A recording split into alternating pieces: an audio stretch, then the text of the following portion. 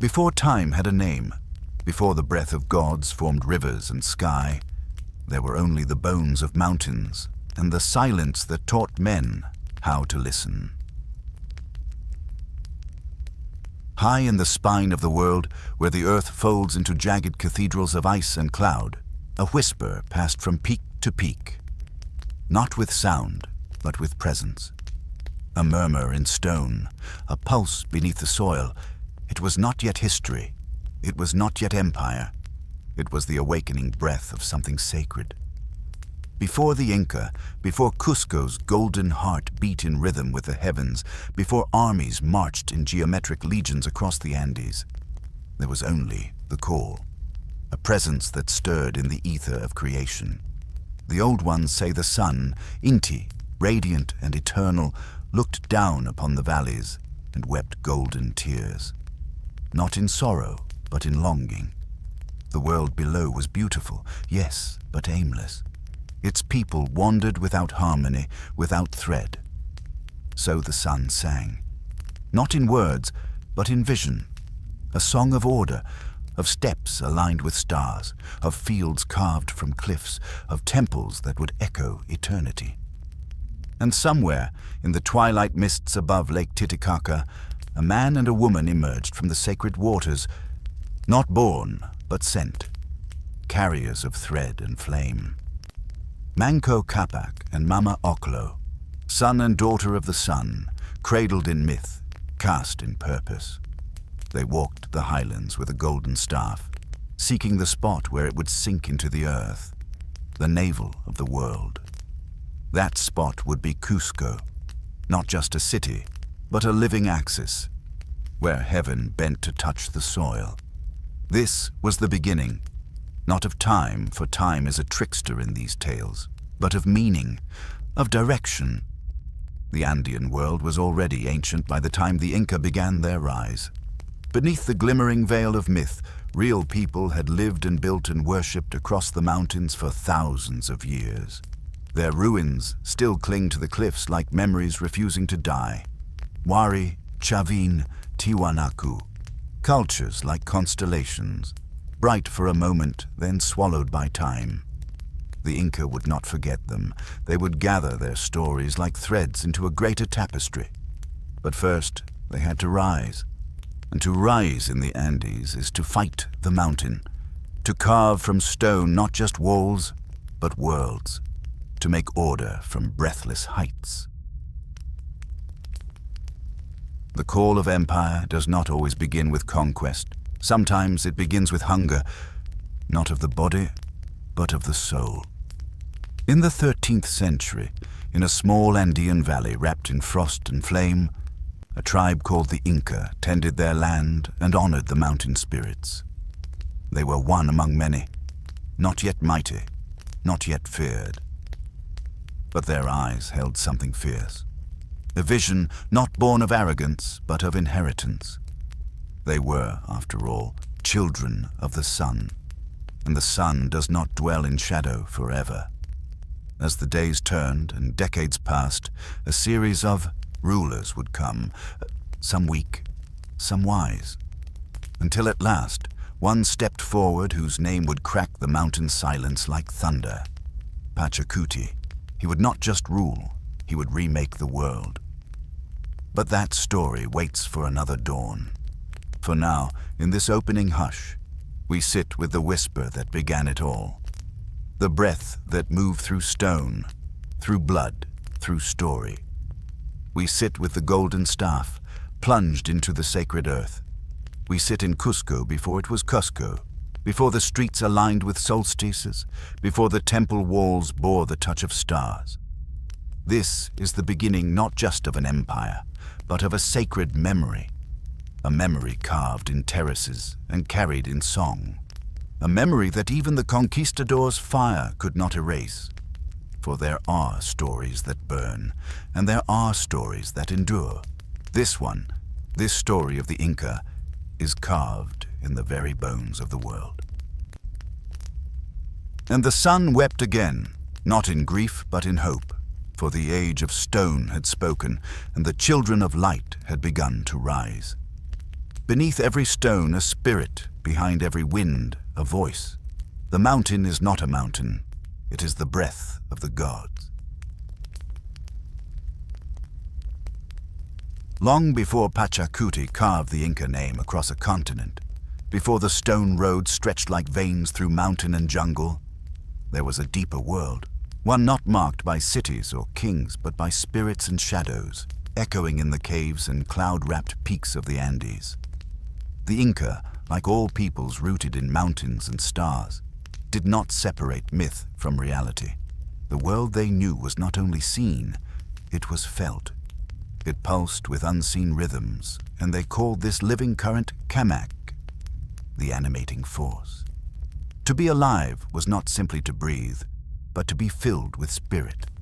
The rivers were alive. The mountains spoke. Even stones, ancient and silent, remembered. And above all, there was the Apus, the sacred mountain spirits, guardians, watchers, givers of water, takers of life. Each peak, crowned in snow, was an ancient god, not distant and abstract, but immediate, personal. Apu Ausangate, Apu Salkante, names whispered in prayer and fear. The people gave offerings, chicha bear, coca leaves, the breath of a llama's sacrifice. Because to live in the Andes is to live at the mercy of the mountain. Earthquakes, avalanches, sudden storms. The gods did not love or hate, but remembered. They remembered every offering, every slight. Thus the world was held in balance. Not by domination, but by reciprocity. This was the law of Aini, sacred exchange. Give and you may receive. Take and you must repay. It was more than a moral code. It was the structure of the cosmos. And above the mountains, the sun. Inti, radiant father, the god whose warmth coaxed life from the terraces, his rays, golden and fierce, were not just light, but command. The Inca traced their divine bloodline to him, and so, to rule was to reflect his will. But Inti did not act alone. Around him orbited the great pantheon, Mama Killa, the moon, gentle and silver, mother of time. Ilapa, the god of thunder and war, who lashed the sky with lightning and brought the rains. Pachamama, the earth mother, round and fertile, whose body was the land itself. These were not just stories told at dusk. They were the architecture of reality.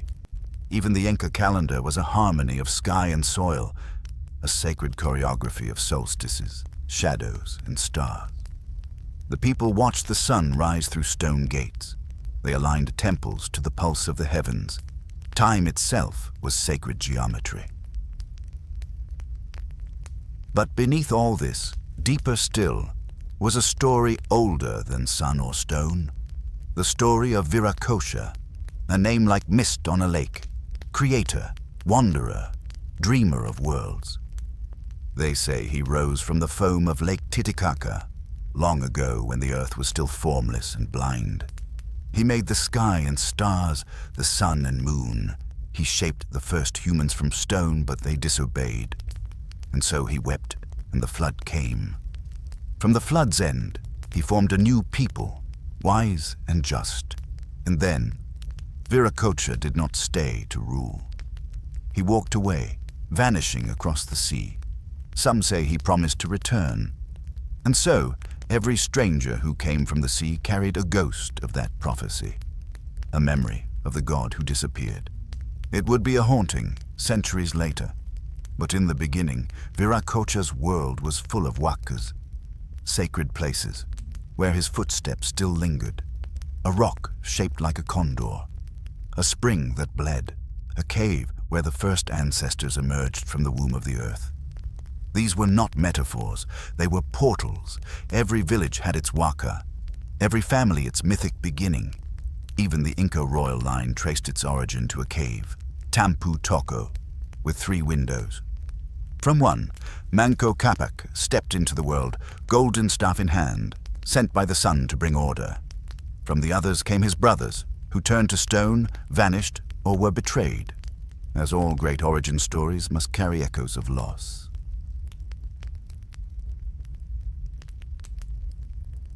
The Inca did not invent their world whole. They inherited it. 1,000 older cultures had whispered into the stone before them, Chavin priests whose temples spoke in jaguar echoes, Wari engineers who mapped the mountains in grids, Tiwanaku builders who moved monoliths as if in dreams.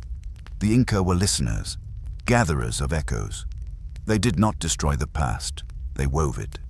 Like their sacred textiles, patterns within patterns.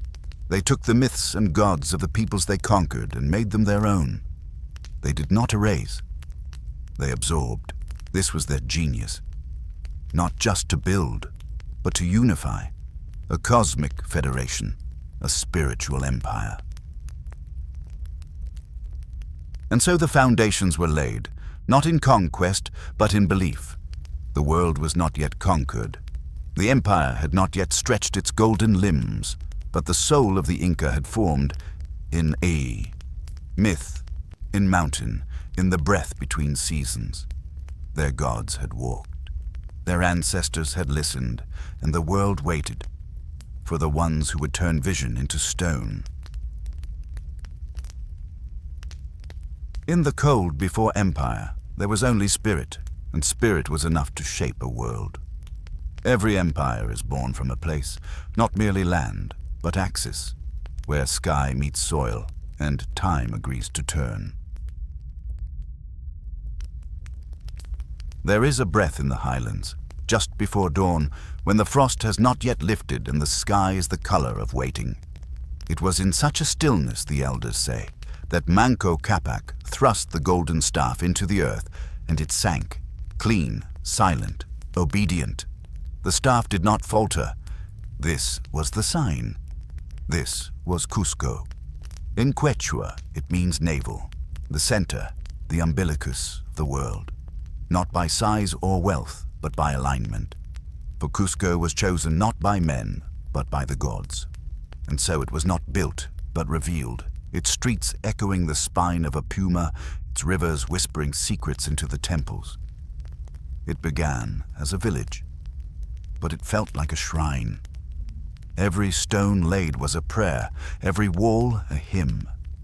And as the first generations of Inca chieftains ruled from this mountain cradle, something stirred, a cohesion, a symmetry. The city grew not by accident, but as if it had always been, waiting beneath the earth to be uncovered.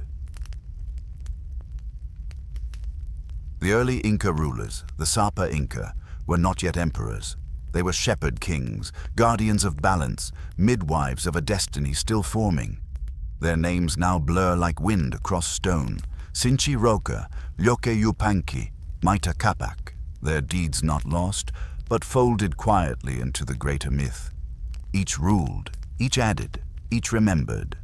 For the Inca did not forget. They wove memory. Every event was recorded not in ink or scrolls, but in thread. The quipu, a sacred knotwork of meaning, where color and placement told stories the tongue dared not speak. In this web of corded memory, the pulse of Cusco beat louder, and still the city grew.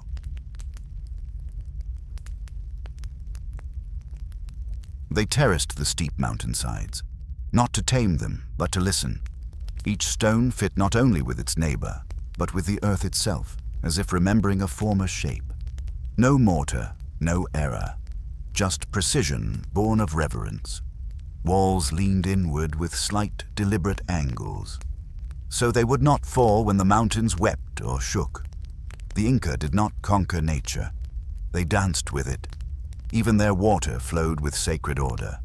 Aqueducts curved like serpents through the city, feeding baths and fountains. Water was not simply used, it was welcomed. It passed through temples on its journey, baptized in light and silence. In time, the city took shape, not as a sprawl, but as a body. The puma, sacred predator, symbol of life's fierce force, became the plan itself. The head crowned with Sacsayhuaman, a fortress of thunderous stones. the heart at Curicancha, the temple of the sun. Its walls, once lined with sheets of gold that caught the dawn like fire. Curicancha was not merely a temple, it was the axis mundi, the center of all centers. Here the heavens met the earth. Here the sun fell upon the heads of priests who aligned their prayers to the solstice. The temple's walls did not enclose, they channeled light, spirit, the turning wheel of time. Beyond stone, there were people. As Cusco blossomed, the Inca began to knit their neighbors into a larger vision. First through marriage, then through tribute, and at times through war. But even war in the early days was ritual, not the blind fury of steel and fire, but a sacred assertion of balance. Enemies were not only conquered, they were adopted, their gods honored, their symbols reinterpreted. This was the Inca gift, not to erase the world, but to weave it into theirs. The Alu, or kinship group, became the social thread, a unit not just of family, but of mutual obligation. Every person knew their place in the fabric, not with chains, but with purpose. The child served the elder, the farmer the priest, the artisan the son. Each role sacred, each contribution woven upward toward the divine order. The early Inca state was not yet vast, but it felt eternal, as if it had always existed and the people were simply awakening to it. Like a great condor rising from slumber, wings stretching slowly toward the horizon. Yet the world beyond Cusco still teemed with rival chiefs and wary tribes. The valleys were fractured, the mountains hid secrets, the desert watched in silence. The Inca knew to survive was not enough. They must expand, but not yet with iron, not yet with empire. First, they would perfect the pattern, then they would carry it outward, not as a conqueror, but as a gardener of the cosmos. In these quiet beginnings, we see the seed, not of domination, but of order, of sacred design, a city not as a fortress, but as a mirror of the sky, a people not as lords, but as tenders of balance, and above it all, Inti Shon, ever watching, ever hungry for the gold of harmony. From thread and stone they wove a city that remembered the sun. It did not rise. It was always there, waiting to be seen. Sometimes the earth quakes not because the mountains shift, but because a soul awakens with the weight of destiny.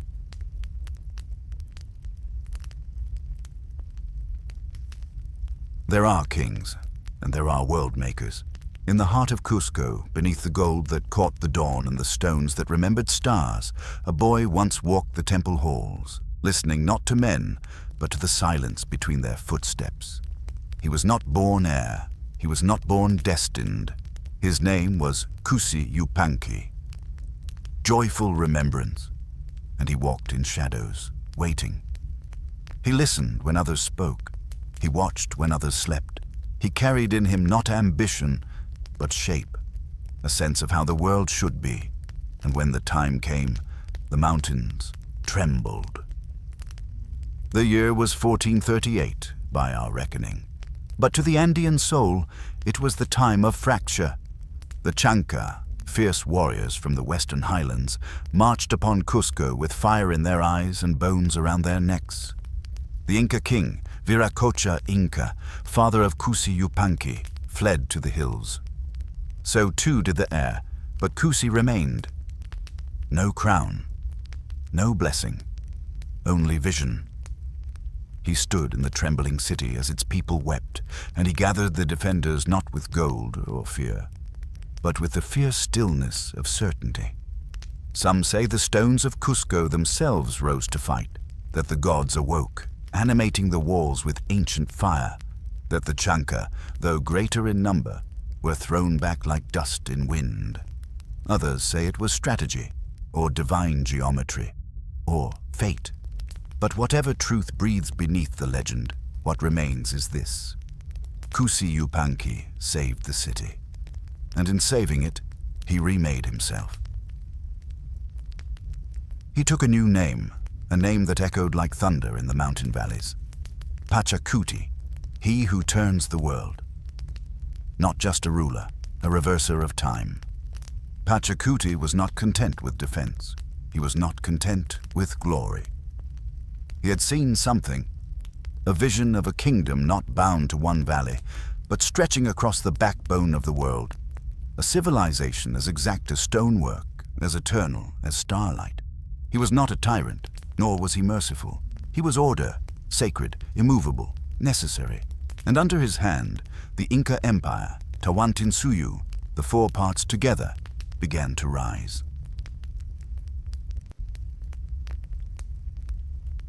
It began in the highlands, in valleys where rival chieftains once ruled like minor gods. Pachacuti did not merely send armies, he sent architects, diplomats, priests. He offered the defeated not erasure, but integration. The conquered were welcomed, their languages preserved, their gods given altars within Inca temples.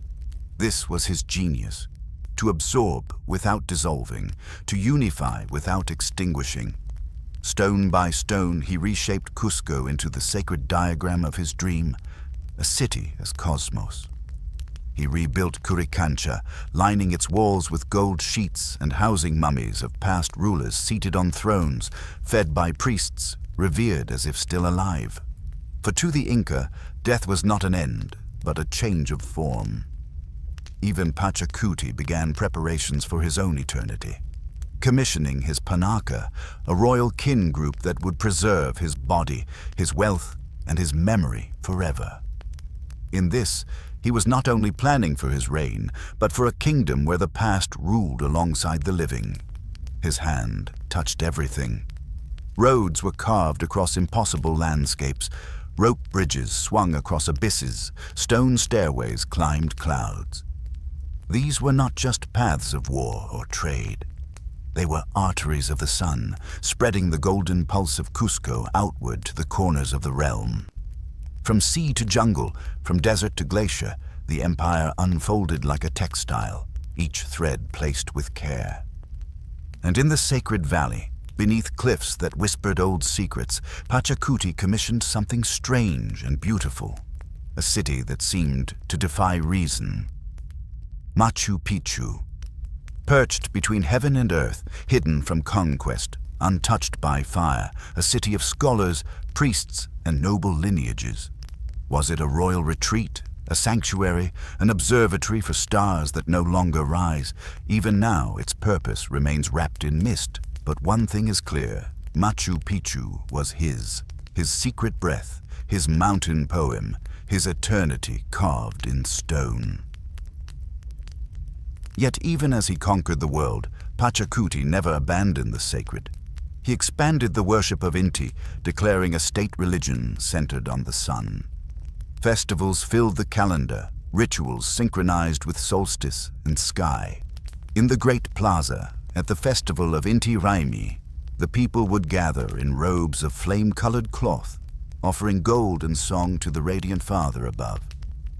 The Sapa Inca, divine, unchallengeable, would speak little. He did not need to. His presence was law. His gaze was the gaze of the cosmos. He had turned the world, and the world obeyed. But even gods cast shadows. Toward the end of his reign, Pachacuti grew more inward, not weakened, but haunted, not by regret, but by the burden of vision. Eternity is heavy, and even mountains shift. He had expanded beyond what his ancestors could have dreamed. But the dream, would it last? He began to speak less of conquest and more of time, of cycles, of suns that rise, then fall. And when he died, though death is not the Inca word, his body was wrapped in fine cloth, adorned in gold, and kept within the temple of the sun, where it sat as if listening, still presiding. His Panaka carried forward his will. His sons quarreled. His memory grew heavy, but the empire surged onward, pulled by the gravity of his name. He rose not with fire, but with form. Not to destroy the world, but to arrange it. And when he was gone, the stones still whispered his name. When the earth is called to rise, it does not hesitate. It lifts whole peoples on the back of silence and marches them into myth. In the high cold air, where the stars blink closer and the wind speaks in ancient syllables, the Inca unfurled like prophecy. No longer shepherd kings or weavers of valleys, they had become architects of reality, shaping the Andes into corridors of power. Pachacuti had begun the turning. His son, Tupac Inca Yupanqui, would carry it like a torch into the heavens. Not by accident, and not alone. Tupac was the flame that did not flicker, born in the glow of his father's legend. He was not merely air, he was embodiment. Tall, serene, with eyes that did not blink before war, he did not question the empire's march. He was the march, and his task was staggering. The Andes are not generous, they are jagged and defiant. Ridgelines carved by gods with angry hands, deserts of bone and salt, jungles that breathe and bite. But to the Inca, these were not obstacles, they were invitations. If the gods had raised such lands, surely the sun had meant for his children to conquer them, and so they did. From the sacred valley, the empire fanned outward, not like fire, which devours, but like stonework, measured and methodical. Every campaign was followed by settlement. Roads were built even as soldiers marched, and behind the warriors came builders, priests and engineers, tying each new region into the golden thread of Tawantinsuyu, the fourfold land. Tupac swept north into what is now Ecuador, subduing the powerful Quitu and Cañari peoples with a strange mixture of severity and welcome. The Inca demanded allegiance, yes, but they offered order, grain, irrigation, and a place in the empire's living memory. They moved south into today's Chile and Argentina, through deserts that shimmered and mountains that bled. The Diaguita, the Mapuche, the peoples of the Atacama. They resisted, often fiercely. But the Inca were relentless, and with each conquest they learned, adapted and absorbed. The sun does not ask permission to rise. It simply warms what it touches. Yet conquest was only the skin. The sinew of the empire, its breath and continuity, was the road. The Chapac Ñan, the great Inca road, was a marvel beyond the reckoning of the world. Over 24,000 miles long, it threaded through mountains, deserts, forests, and plains, connecting the entire empire with a precision that felt divine. Carved without the wheel, spanned without the horse, held without mortar, where a chasqui, a runner messenger, could carry a message from the edge of the empire to Cusco in mere days, passing sacred quipus like time wrapped in thread, where suspension bridges of woven grass spanned canyons no beast dared cross, where tambos or rest stations dotted the paths like beads on a sacred necklace, offering food, shelter, and imperial authority. To walk the Chapac Ñan was not travel, it was pilgrimage. But this was not a march of chaos or plunder. It was cosmic administration. New lands were not just absorbed, they were reordered. The Inca measured them, mapped them, and divided them into suyus, the four sacred quarters of the empire, radiating outward from Cusco like a great sunburst. They did not erase native tongues. They allowed them to whisper beneath Quechua, the empire's thread. They did not destroy foreign gods. They placed them in the great temple pantheon, beneath Inti, beneath the hierarchy of celestial will. And always they built temples and fortresses, agricultural terraces, storage houses and way stations, cities that followed the pulse of heaven, aligned with solstices, cardinal points, and sacred geometry. Each new land was tied to the rhythm of Cusco, each people woven into the ceaseless, breathing cloth of Andean time. But what is empire, if not the will of one soul extended into the hands of many? Tupac did not simply conquer, he imagined. He sent ships west into the Pacific, seeking lands beyond the sun's path. He is said to have returned with strange artifacts, exotic birds, tales of islands lost to ocean and mist. Myth, perhaps. But the Inca did not separate myth from reality. They layered them, one upon the other, like terraces in the hills. Each expedition, each road, each measured stone was a syllable in a language older than sound, the language of divine architecture. And at the heart of this design, always, stood Cusco, the navel, the axis, where the world did not end, but began again. Yet as the empire swelled, so too did its silence, for with each conquest came a thinning of memory. The old ways, once passed from father to son in the breath between words, were now recorded in quipu. Sacred, yes, but distant. The emperor, once known, now became myth while living. He was seen, but not touched, spoken of, but not to. And still, the sun climbed higher. Tupac Inca Yupanqui reigned for decades, and when his time came, he passed his vision to his son, Huayna Capac, a man born into empire, not struggle. A prince raised in stone palaces, whose world was already measured, paved, and aligned with celestial will. Tupac had expanded the realm to its greatest extent. Huayna Capac would hold it. But with holding comes friction, and with expansion comes the faint scent of fracture. The borders were distant, the center heavy, the silence louder.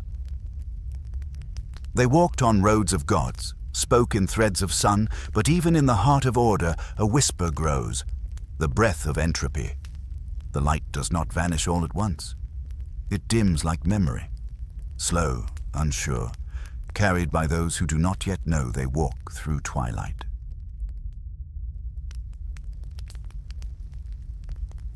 He was born in empire, not in the wilderness of gods and stone, but in the warmth of constructed order, beneath walls built by ancestors, atop terraces that fed millions.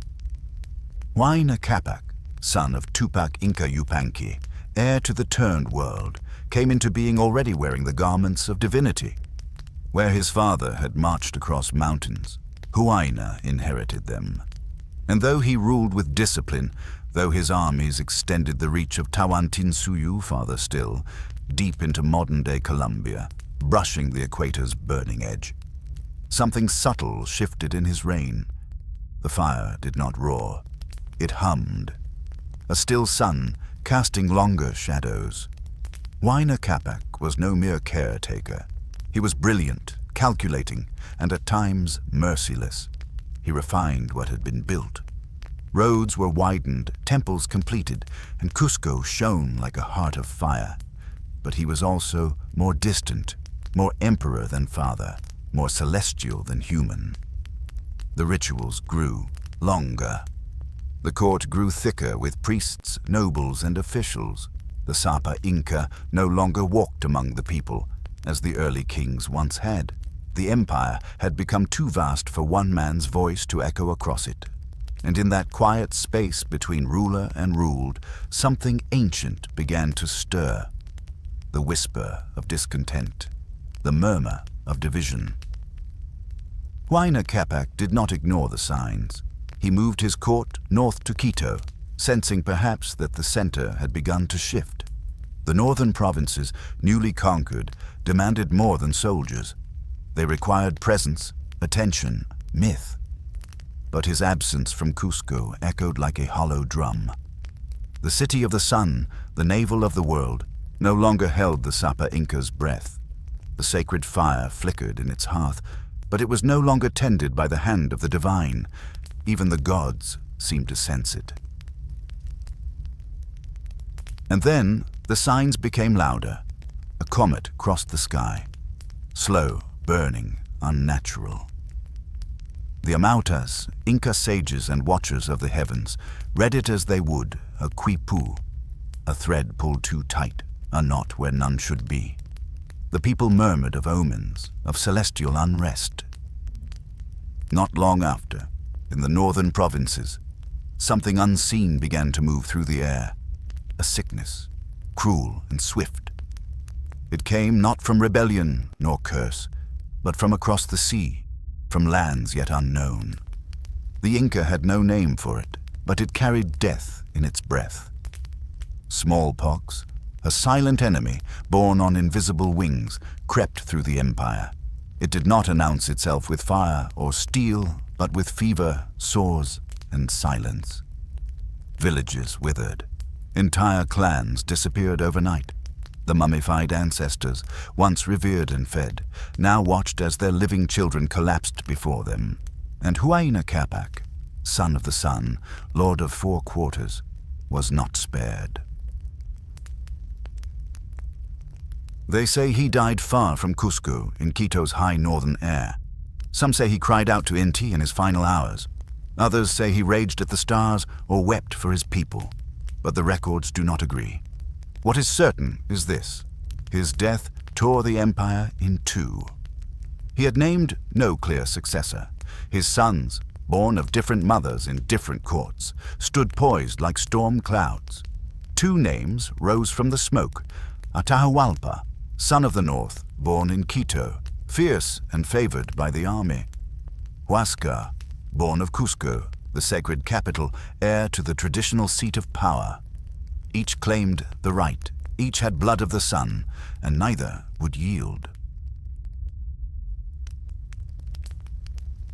What had been one world, harmonized by stone, road, and ritual, now cracked at its heart. The civil war began not with thunder, but with the tearing of lineage. Brother against brother, each with armies loyal not just to a leader, but to a memory of what the Inca had been. For Huascar, it was the sanctity of Cusco, of ancestral right, of lineage, of centrality. For Atahualpa, it was merit, the favor of generals, the vitality of the north, the momentum of empire. The war that followed was merciless, vast and bitter. The very roads that once unified the empire now carried the blood of civil conflict. Cities turned to battlefields, fields to graves. The panickers of the old kings were split, each choosing sides, each burning the thread of continuity. It was as if the gods themselves could not choose. But Atahualpa, seasoned in war and supported by the empire's most hardened generals, slowly overwhelmed his brother. Huascar was captured, humiliated, dragged in chains, made to kneel. Victory, it seemed, belonged to the north. And yet, on the western coast, across the horizon, ships were landing. Strange men stepped onto sacred earth, their faces hidden in beards, their voices like clanging metal, their bodies clothed in dust and thunder. They carried with them not only steel and fire, but diseases, gods and hungers no Andean soul could fathom. Their leader was a man named Francisco Pizarro, and as he marched inland, uninvited, unknowing and unaware of the ancient world he now entered, the Inca Empire, bruised from civil war, stood unaware that its greatest trial had not yet begun. Not all ends begin with fire. Some begin with a breath, sickly, silent, woven into the golden cloth as a single unraveling thread. There is no rift like the rift of kin, for the wound does not close in conquest, but echoes in the soul, where mother once whispered both their names. It began as a murmur among generals, a shiver in the ranks, a splitting of loyalties that no thread could mend. The death of Huayna Capac, so sudden, so far from the sacred city, left a vacuum not just of power, but of meaning. For the Inca, empire was not merely administration. It was cosmic harmony. The Sapa Inca was not king. He was axis, fulcrum, divine breath-given form. And when the axis wavers, the world splits. 2 suns stood at the empire's heart, not shoulder to shoulder, but eye to eye, each radiating legitimacy like the twin peaks of a broken mountain. Huascar, the chosen of Cusco, a man of lineage, born of the principal queen, heir to the ancestral rituals in the Temple of the Sun. Atahualpa, son of the northern court, born in Quito, tempered by war, beloved by the army, silent and calculating, a serpent beneath the imperial golden cloak. At first, there was no open war, only letters, messengers, quiet refusals, but in each silence, insult brewed. Huascar, in the Holy City, saw Atahualpa's northern court as presumptuous, his very rule a blasphemy. He demanded submission, an oath, a return to the old order. Atahualpa refused, not with words, but with steel. It began like a spreading stain. Battle in the valleys, ambushes in mountain passes. Families torn by oaths. Generals once brothers in arms now turned against one another. And always the empire watched, not as an empire, but as a tapestry unraveling. The same Capac Ñan that once carried trade, tribute, and unity now pulsed with violence. Supply lines were severed. Temples were seized. Cities aligned themselves to either Cusco or Quito, and in between lay blood. The Chachapoya, fierce warriors of the cloud forests, sided with Huascar. The armies of the north, veterans of brutal frontier campaigns, stood with Atahualpa. The battles were not measured in fields, but in entire provinces. Huascar, for all his ritual authority, proved rash, suspicious. He began purging the nobility in Cusco, fearing betrayal. Priests were cast out, relatives imprisoned. The city that had once pulsed with gold and music began to wither beneath fear. Atahualpa, meanwhile, advanced with quiet precision. His generals, Calcuchimac and Quisquiz, were seasoned, ruthless. They swept down from the north like a tide of stone, and the tide did not recede. The decisive blow fell like a thunderclap in 1532 in a battle near Cusibamba. Huascar's army, exhausted and poorly led, was shattered. He was captured, humiliated, bound, and dragged before Atahualpa's commanders. His sun had set, but the sky did not darken. It began to burn.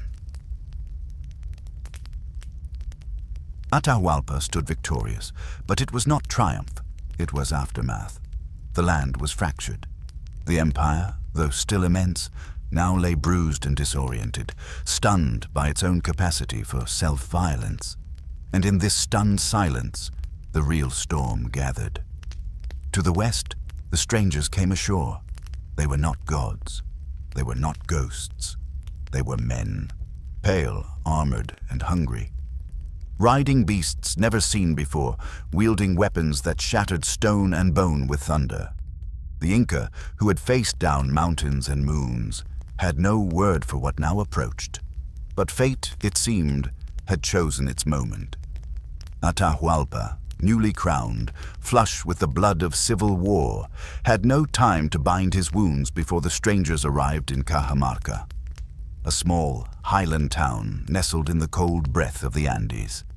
And so, as Huascar languished in chains, and the empire's priests debated omens, a small band of foreign men prepared to meet the most powerful sovereign in the Western Hemisphere, armed not with armies, but with steel, strategy, and deceit. But let us linger, if only for a breath. Before the thunder breaks, before the gods fall silent, before empire becomes ash and memory, let us feel what it means to stand upon the mountain and watch your brother's blood soak into the earth. Let us taste the silence between worlds. This was not simply a war for a throne. It was the undoing of order, the fraying of the sacred thread. For when kin slays kin, when the navel of the world loses its rhythm, what force is left to hold back the tide?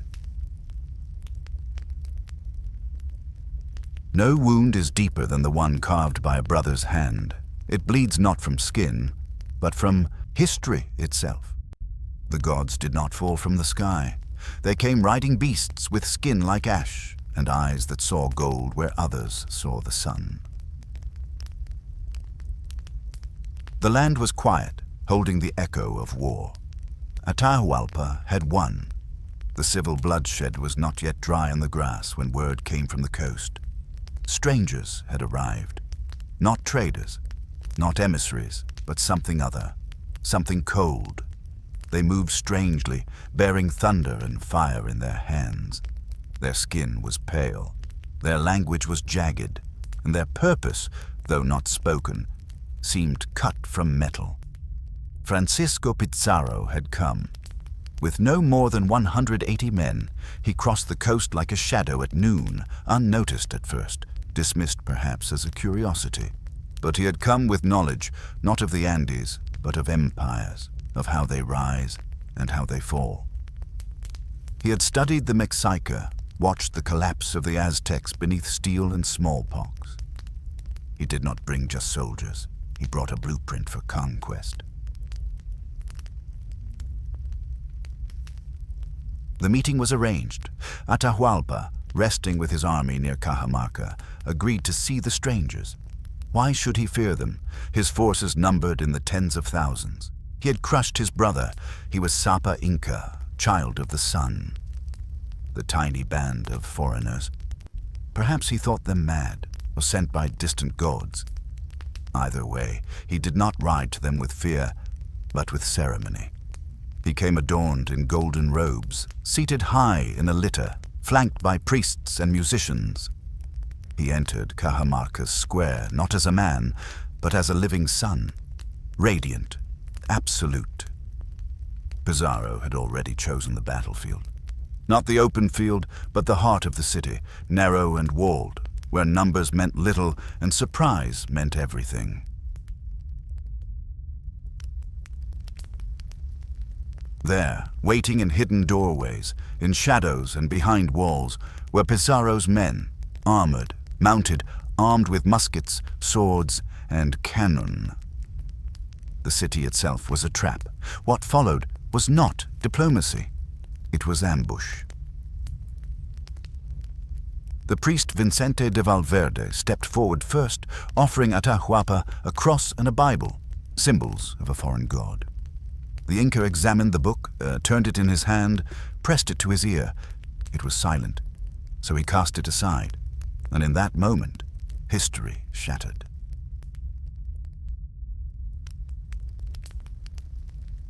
The attack erupted with a roar. Guns cracked, horses charged, swords fell like lightning.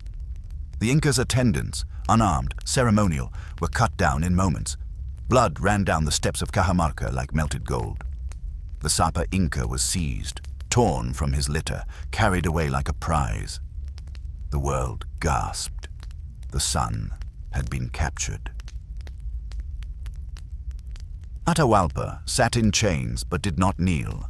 He studied his captors, watched their movements. He saw their greed, their awe, their weakness, and he made a calculation. He offered them what he thought they truly desired. Wealth. He promised to fill a room 22 feet long, 17 feet wide, 8 feet high, with gold, and another, 2 with silver, in exchange for his freedom. The Spaniards, stunned by the promise, agreed, and so began the ransoming of the sun. Across the empire, the priests and nobles wept. The palaces of the coast were emptied. The temples of the highlands were stripped. Sacred vessels, ancestral masks, statues of gods, all melted down to meet a promise made in desperation. It was the largest ransom ever paid, but freedom would not come. For Pizarro saw more than wealth in the Inca. He saw power and fear. If Atahualpa were released, the people might rise. The empire might still stand. And so, after the gold was taken, after the temples were pillaged, the Spanish held a trial, a farce, a mockery, and found the Inca guilty of rebellion, idolatry, and fratricide. They sentenced him to death. The Inca asked only one thing, not to burn. For the Andean soul, fire did not release. It erased. A soul burned could not journey to the afterlife. And so he agreed to convert, in name only, to the Christian God. They baptized him as Francisco. And then, on July 26, 1533, they strangled the Sapa Inca with a garrote. The divine bloodline ended, not with thunder, but with a rope. The sun did not fall from the sky. It was choked to death in a square. This was not a conquest. It was a betrayal of worlds. One bound by spirit and sky, the other by greed and iron. And what of the people? They wept. Some rose in rebellion, others bent to survive.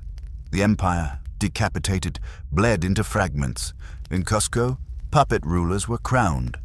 New gods were preached. Old temples were broken open, but memory lingered.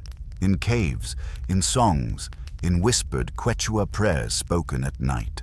For the Inca did not vanish. They descended into myth where the conqueror's sword cannot reach. A city is not stone. It is song, prayer, and the breath of ancestors. When it falls, the gods go blind.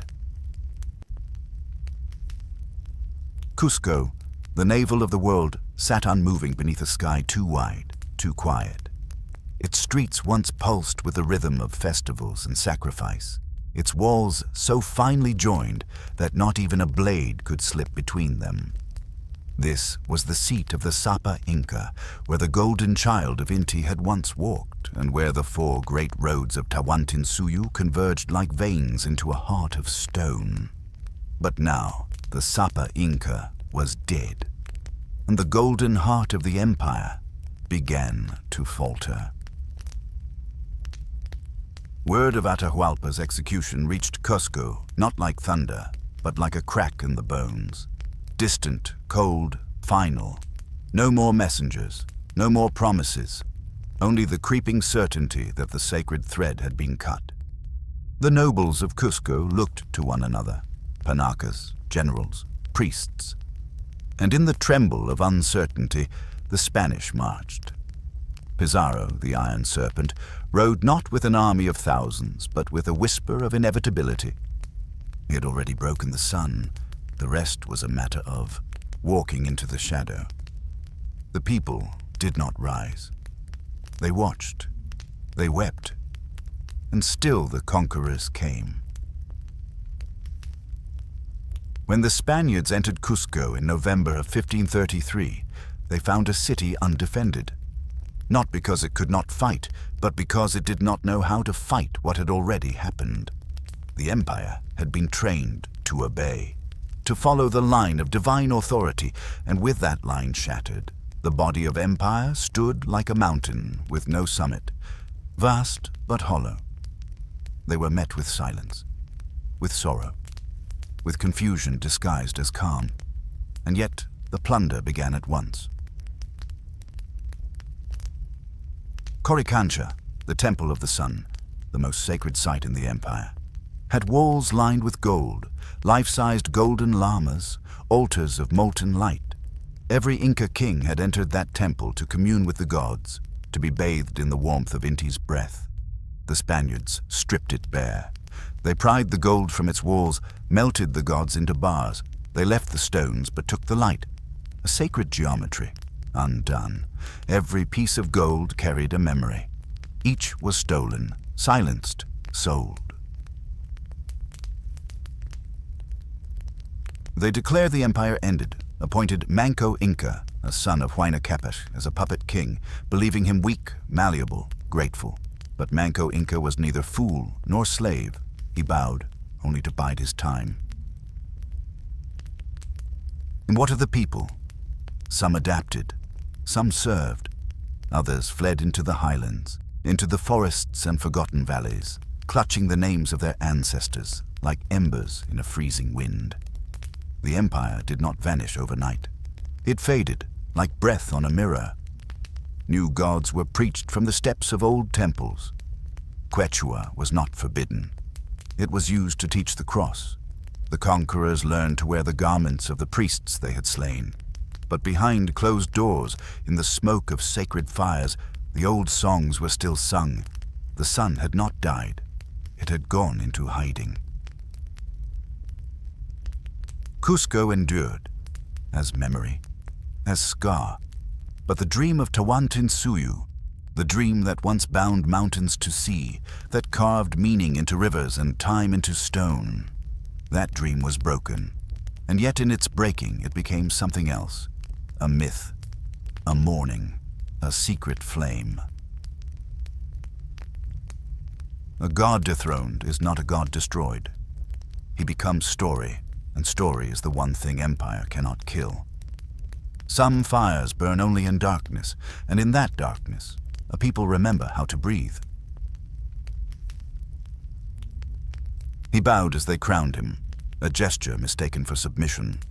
Manco Inca Yupanqui, son of Huayna Capac, was crowned by the Spaniards in Cusco, not as sovereign, but as shadow. A puppet, they thought, a young flame easy to cup in the hand.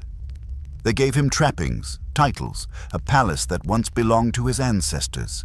They expected loyalty, silence, obedience. They did not see the embers in his eyes.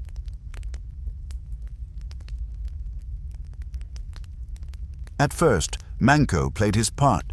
He dressed in Spanish, silks. He rode beside Pizarro. He sat through sermons, smiled at the feast, but each day he watched the city bleed. The temples were silent. The priests were gone. The children no longer sang to the mountains, and gold, sacred gold, was carried out of Cusco like grain from a burning field. His people whispered in doorways. They prayed behind closed walls. And Manco Inca listened, not to the conquerors, but to his blood. In 1536, 3 years after Cusco fell, Manco escaped. He fled the city with only a few men, vanishing into the folds of the Andes. For days the Spanish searched, but the land was no longer theirs. It was whispering again. And then the fire rose. From the valleys and ravines, from the snow peaks and cloud forests, the call went out. A final uprising, not just of warriors, but of memory. Tens of thousands of native fighters emerged like ghosts from the mist. They laid siege to Cusco, the fallen navel of the world. For 10 months, the city stood under siege. Spanish strongholds burned. Cavalry fell to pit traps. Thundersticks jammed in the wet air. The skies turned black with smoke. The streets ran with blood and storm water. Manco Inca's forces pushed the gates to the very steps of Coricancha, but they could not retake the broken sun. The Spaniards, bolstered by reinforcements, held the city. Eventually, the siege broke. The fire that had flared, so bright, so briefly, was driven back, but it was not extinguished. Manco did not surrender. He vanished into the eastern jungles, the Vilcabamba, where mountains become mist and rivers forget their name.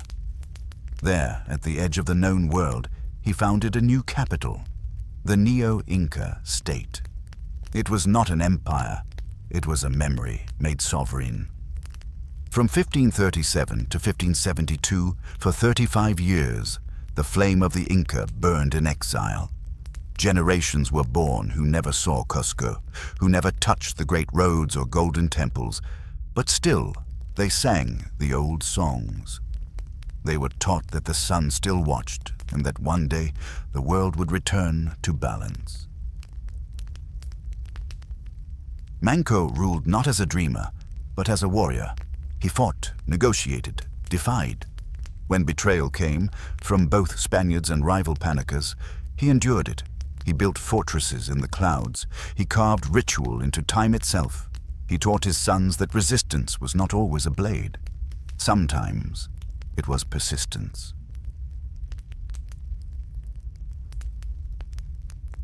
But fate, slow and inevitable, draws all stories inward. By the time the Spanish turned fully toward Vilcabamba, the jungle kingdom had grown fragile. Successive Inca rulers, far from Cusco and surrounded by foreign disease, betrayal, and encroachment, could no longer hold the tide. In 1572, under Viceroy Toledo, the Spanish launched a final campaign into the jungle. They crossed rivers and ravines. They cut through the veil of mist, and they found Tupac Amaru, the last Sapa Inca. son of Vilcabamba, born into resistance, named for the serpent and the god. He did not fight. Perhaps he saw the end written in the smoke. Perhaps he knew it had already passed into legend. They took him to Cusco, and there, beneath the blank sky of a city long broken, they beheaded the last Inca. But a strange thing happened. The crowd did not cheer. They watched, they wept, they remembered. To kill a king is not to kill a people. To silence a voice is not to end a song. The Andes remember, and in the rock, in the root, in the river, the Inca still walk. Manco Inca's rebellion failed in the eyes of empire, but in the heart of his people, he had done something more powerful than conquest. He had refused to forget, and so in the centuries that followed, his name would return in whispered prayers and roaring revolutions. For the fire, once lit, can never be unseen. What is buried is not always dead. In the hush of conquest, 1,000 spirits breathe beneath the soil. The swords had been sheathed, the palaces emptied, the golden threads severed, and yet the Andes did not fall silent. After the death of Tupac Amaru in 1572, the last Sapa Inca, beheaded beneath a sky that refused to mourn, a strange thing began to unfold. Not in cities, not in courtrooms or cathedrals, but in the corners, in the whisper, in the shadow.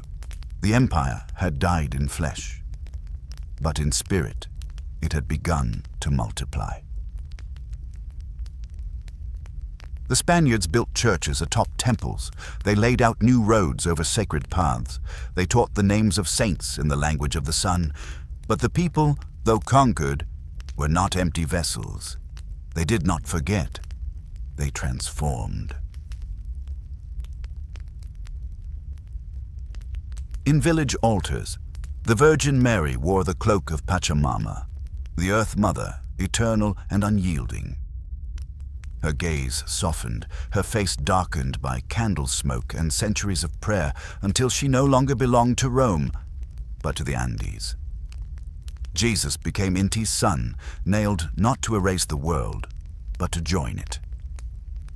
The saints walked like ancestors. The cross rose like an apu, a mountain god, watching in stone. This was not conversion, it was survival. In the highlands and valleys, new myths wove through old veins. Some said the Inca had not died, but gone underground, to Paititi, the golden refuge hidden in the jungle. There they would wait until the time of return. Others whispered that Tupac Amaru's soul still rode the wind, watching over the oppressed, waiting to rise again. Children were told, he will come back when the stars forget their names. Faith became resistance. Myth became armor. But the cost of memory was heavy. The colonial order was not content with conquest. It sought transformation. Language was regulated, ceremonies forbidden. Entire communities were uprooted, resettled, broken like pottery. And still, the Quechua tongue endured. Still, the quipu, the knotted cords of record and ritual, remained hidden in cellars, burned in secret, read in silence. Each knot a letter, each silence a cry. A strange grief settled on the land, not fresh like a wound, but old, woven into breath. It lived in lullabies, in the way a mother wrapped her child, in the offerings of maize and coca leaf placed at the base of mountains no longer named on maps. The Inca world had not died. It had been folded into the shadows. And there were those who tried to awaken it. In 1630, in a quiet village in what is now Bolivia, a man named Alejo Garcia claimed to hear voices, the voice of the old Inca gods, calling for return. In 1666, a woman named Maria de Jesus was tried for her visions, which told her the Inca would come again, and that the Spanish would fall as quickly as they had risen.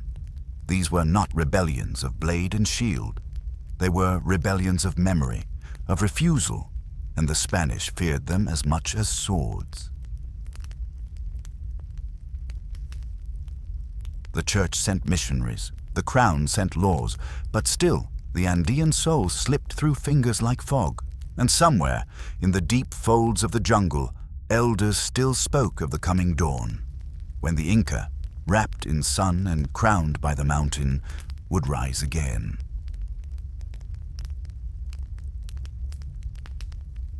Even Vilcabamba, the last Inca refuge, became a ghost. A city whispered by travelers, feared by officials, hunted by treasure seekers. Some believed it had been swallowed whole by the earth, preserved beneath vines and roots, waiting for the age when truth could rise again. The Spanish feared what they could not see, but the people knew what disappears from sight does not disappear from being.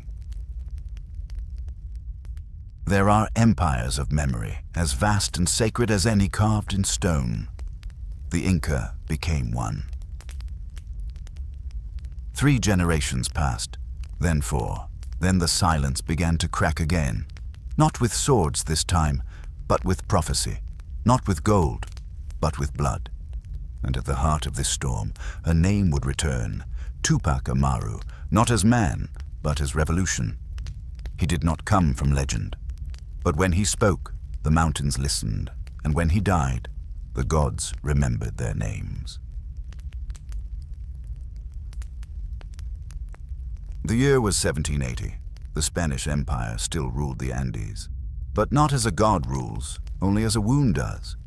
Heavy taxes strangled the life from villages. Forced labor bled the bones of entire generations. Fields lay barren, and altars silenced. And in the highland dusk of Tinta, a voice began to rise, not new but ancient, carried on breath warmed by centuries. José Gabriel Condorcanqui, a mestizo noble and descendant of the Inca, stepped forward. He spoke in Quechua and in Spanish. He wore European coats and Andean robes.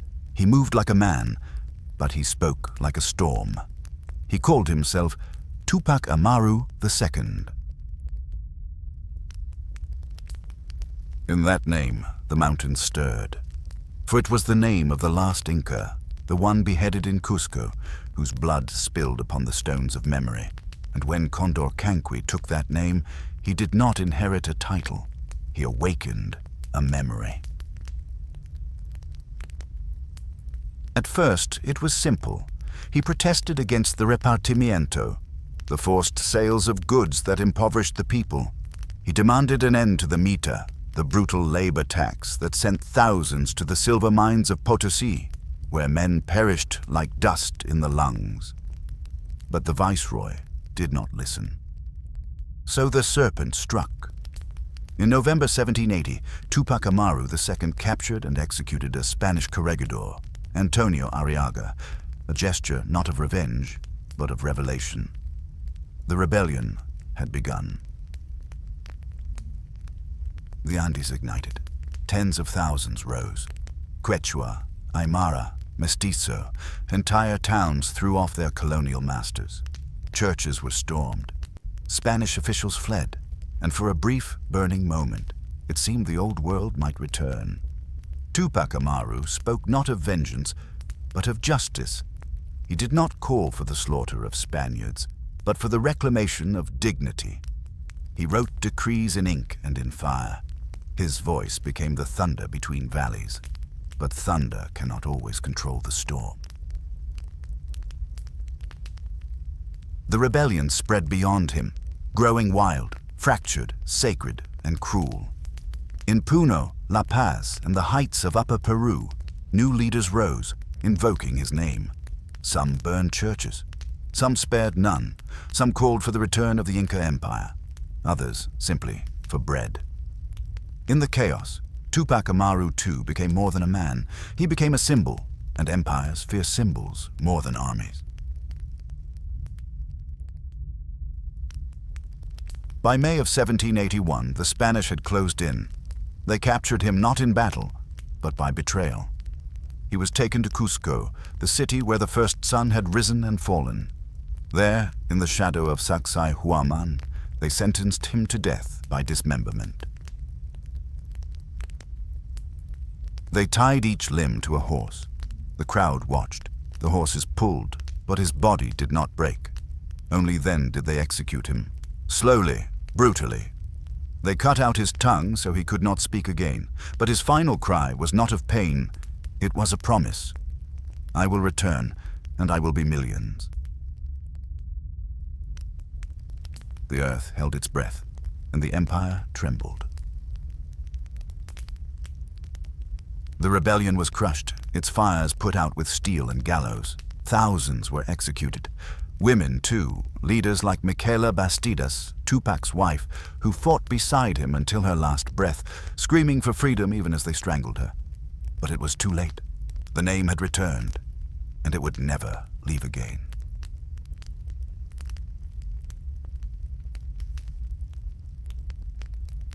Across the highlands, children whispered of the Inca king who rose again, not as a ghost, but as an echo in flesh. In every revolt to come, in every cry for land, for dignity, for memory, his name would rise. Tupac Amaru, not once, but 1,000,000 times. And so the Inca returned not as empire, but as seed, buried deep in the hearts of the broken, the forgotten, the watched, and the waiting. You can burn a house. You can silence a man, but you cannot bury the mountain. The Andes do not forget, and in their long silence, they began to remember the shape of the sun. Time forgets kings, but not footsteps. A wall holds what paper cannot, and the mountain does not lie. Walk through the Andes in silence, and you will feel it. A rhythm beneath your feet. Not wind, not earth, but memory laid in stone. The Inca roads, once stretching over 25,000 miles, still hold their form. Pressed into the cliffs, winding over glaciers, spanning rivers with woven bridges of grass. Called the Chapak Ñan, the great Inca road was no mere trail. It was a lifeline, a sacred thread that stitched together mountaintop cities, valleys of maize, desert coastlines, and cloud-kissed jungles. It was carved not only through land, but through meaning. On these roads walked the Chasqui, the runners, swift and lean, carrying quipus, messages, and the will of the Sapa Inca. With no wheels, no beasts of burden across the peaks, it was human feet that upheld the empire. And now, centuries after the collapse, the road remains. Worn but unbroken, weathered but true. Each step along it is not a journey forward, but a pilgrimage into time. And where these roads led, there still stand the bones of empire. Ollantaytambo, its granite walls like thunder frozen mid-roar. Pisac, a condor's wing of terraces and tombs wrapped around the sky. Choqquequirao, sister city to Machu Picchu, hidden in cloud and fern, still shrouded in mystery and myth. And of course, Machu Picchu itself. The city of the spirit, not built for conquest, but for remembrance. High above the Urubamba River, nestled like a jewel between jagged ridges, Machu Picchu was never found by the conquistadors. It slept in moss and silence, unknown to the world beyond the Andes, until 1911, when it was uncovered by foreign eyes. But to the Quechua who lived nearby, it had never been lost. They called it by older names, Patalacta, the town above, or simply the sacred house. It is not a city in the way Rome or Cusco were cities. It is a sanctuary, a poem in stone. Temples, fountains, solar alignments. Each wall sloped to match the mountain's breadth. Each doorway, a frame for the gods. There is no gold here. No thrones, just a presence. Here, the stones do not shout. They listen, and what they hear is time. Machu Picchu is not the only echo. From Lake Titicaca to the Valley of the Moon, scattered across the Andes are the ruins of memory. Cities the Spanish never knew, walls they could not explain, stones cut so precisely they seemed to defy blade or fire. And in these stones, the Inca did not merely build. They translated the divine into the physical. For the Andean world was not separate from the sacred. It was the sacred. To build was to pray, to carve was to honor. To raise a wall was to mirror the stars. The very form of Inca architecture speaks of this reverence. Trapezoidal doorways, resisting earthquakes like leaves resist wind. Stones laid without mortar, fitted so tightly that even time must pause between them. Structures aligned with solstice shadows, with a flight of constellations known only to those who spoke with the night. They called it sumak kause, the good life. Not wealth, not conquest, but harmony. With earth, with sky, with the unseen. And yet many of these ruins are unnamed, unguarded, covered by grass, picked apart by treasure seekers, left to the mercy of rain and root, but still they endure. Because the Inca did not build monuments to ego. They built vessels for memory. There are walls in Cusco, the 12-angled stone, for example, that no one dares remove. Not out of reverence, but fear. It is said that if the stone is ever pried free, the earth will open, the gods will awaken, the old sun will return. So even in silence, the ruins speak. Not of conquest, but of continuity, not of greatness lost, but of a truth that never left. Empires fall, stones remain, and in the cracks, a people remember who they are. So walk these ruins not as a tourist, but as a pilgrim. Do not ask what happened here. Ask what still is. For the wind still carries prayers. The stones still hum with names.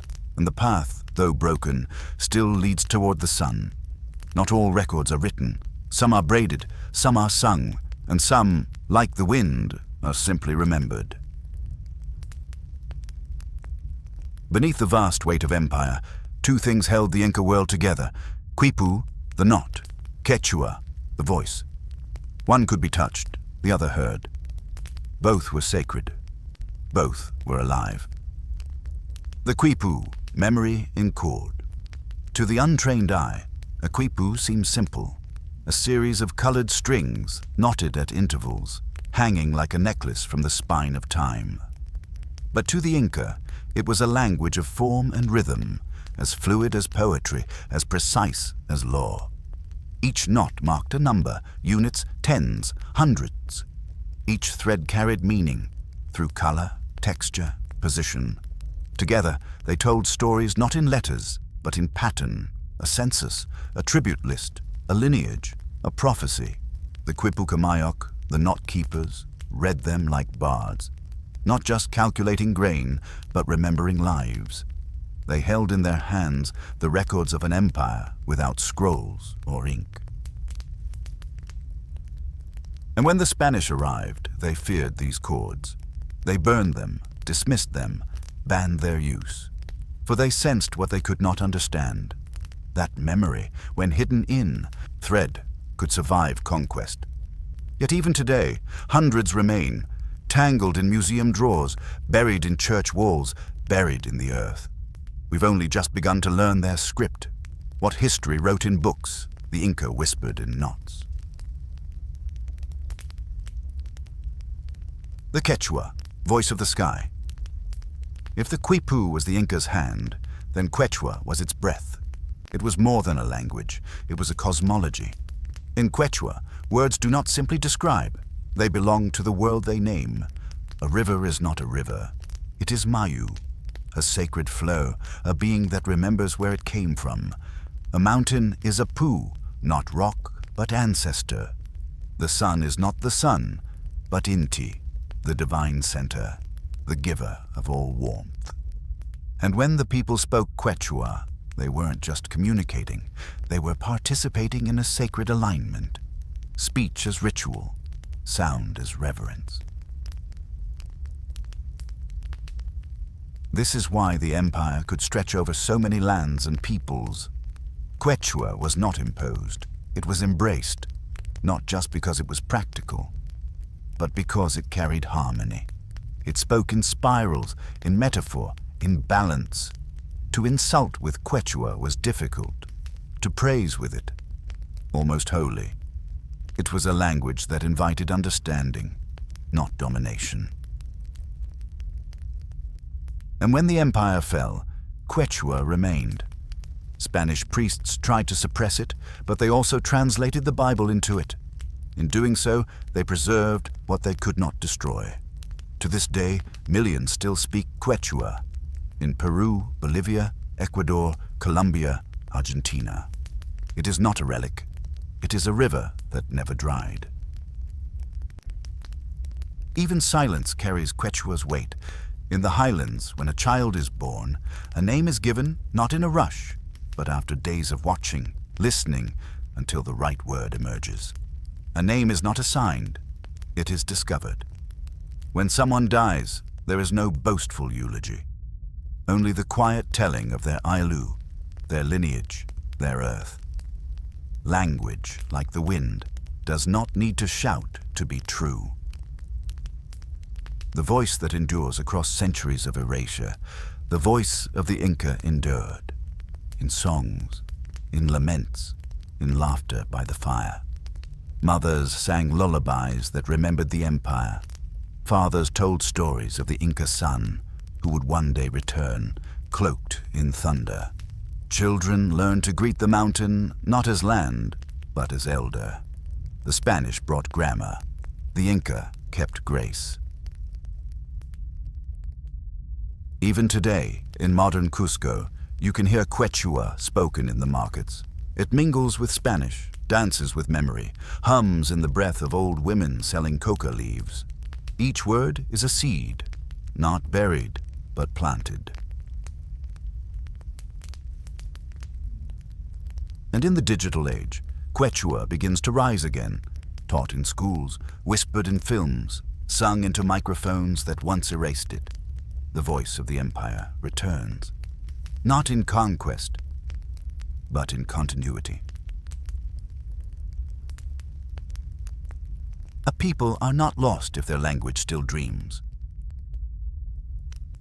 So let us listen, not just to words, but to what holds them, in the knot, in the tongue, in the space between.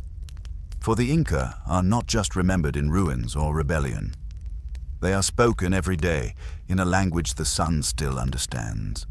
They did not worship gods like masters. They walked with them, fed them, sang them into place each morning, because the world did not belong to man. Man belonged to the world.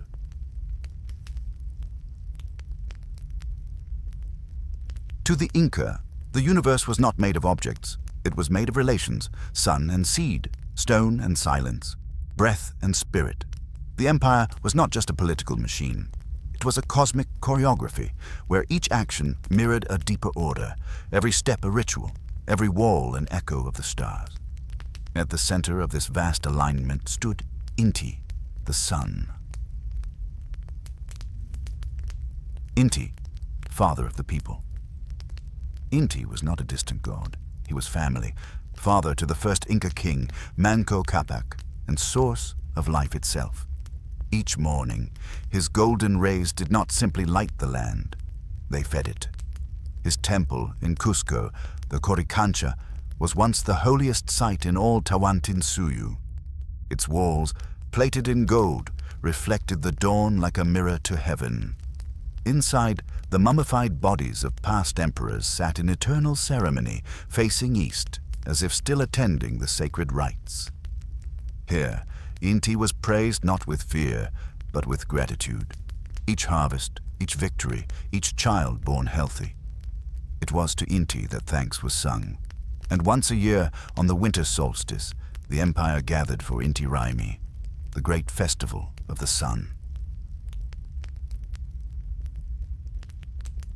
Imagine it, tens of thousands gathered in Cusco, priests draped in jaguar skins, the Sapa Inca carried on a litter of gold, offerings of maize, feathers, and chicha beer poured onto sacred ground, and silence, deep, reverent silence, as the sun rose, bathing the stones in divine fire. It was not a spectacle, it was a calibration, a rebalancing of the world.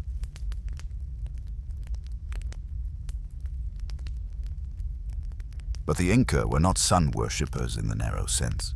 Their cosmos was a woven reality, a living tapestry of gods, forces, and sacred flows. Let us look closer. Pachamama, the Earth Mother, while Inti gave light, it was Pachamama who gave flesh, the earth itself, breathing, fertile, ancient. She was not beneath, she was within. To plant a seed was to make an offering. To build a home was to ask permission. To spill a single drop of chicha was to honor her thirst. She was not an idol in a temple. She was the temple. Even today, Andean farmers still whisper to her before planting, "Pachamama, forgive us for breaking your skin. May we feed and be fed." It is not religion. It is relationship. The three worlds, Hanak Pacha, Ke Pacha, Uku Pacha. Inca cosmology was structured not by dogma, but by dimension. The universe unfolded in three realms, Hanak Pacha, the upper world, home of stars, gods, and the condor's flight. Ke Pacha, the world of the living, where humans walk beside spirits. Uku Pacha, the inner world, realm of ancestors, roots, and seeds. Each world had its guardians, its animals, its rites. The condor, the puma, and the serpent. Not just animals, but sacred vessels. To live rightly was to balance these worlds, to walk in harmony between sky, soil, and shadow. Ritual, sacrifice, and sacred order. In this layered universe, ritual was not superstition. It was maintenance of balance, of respect, of cosmic flow. The Inca held ceremonies for everything: planting, building, childbirth, war. Each act was preceded by permission. From the Apus, mountain spirits, from the ancestors, from the living earth. Even sacrifice, which the Spanish condemned as barbaric, was an offering of utmost reverence. Yes, at times, llamas were sacrificed. And yes, sometimes even children, chosen not randomly, but ritually. They were the most beautiful, the most pure, prepared with kindness, fed well, honored as messengers to the gods.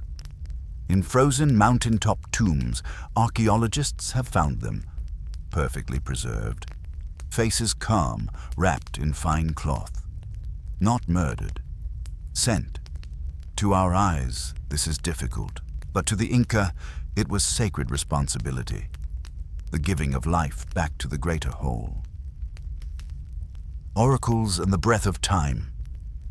In the Inca world, the gods did not simply live above. They spoke through stone, smoke, wind. Priests interpreted the movements of birds, the cracks in firewood, the patterns in water. There were oracles like Pachacamac, the god who trembled the earth, whose temples became sites of pilgrimage. People walked for weeks to offer coca leaves and questions. Divination was not magic. It was listening. For time was not a line, but a cycle, a breathing spiral of rise and fall, seed and harvest, death and return. To the Inca, the world was not a problem to solve. It was a song to learn. Even the calendar, woven with solstices, equinoxes, and the movement of stars, reflected this sacred rhythm. The Sec system of Cusco, with 41 invisible lines radiating from the Coricancha, aligned not just the empire, but the cosmos itself. Temples were placed along these sequays, each one marking a holy day, a seasonal shift, a cosmic breath.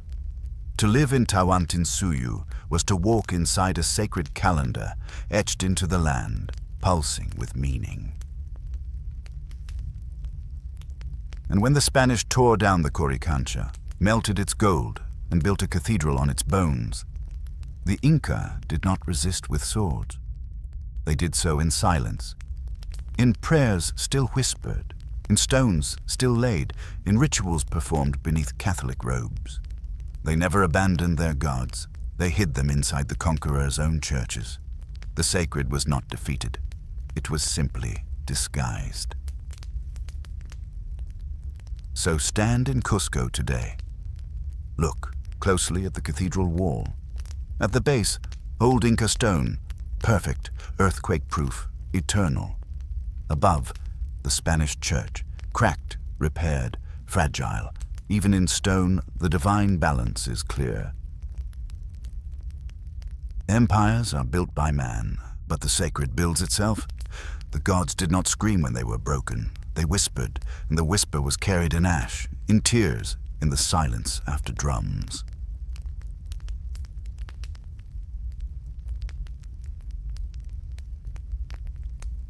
In the year 1532, the world tilted. The Inca, once rulers of a sun-tethered empire that stretched across thousands of miles and millions of souls, faced a force unlike any they had ever known. Not warriors in the old sense, not gods, though they came cloaked in steel and myth, but strangers, thin-skinned, fire-handed, speaking in tongues, and led by a man named Francisco Pizarro. He brought with him fewer than 200 soldiers, but behind him stood a chasm, disease, ambition, hunger, and ahead of him, the heart of Tawantinsuyu.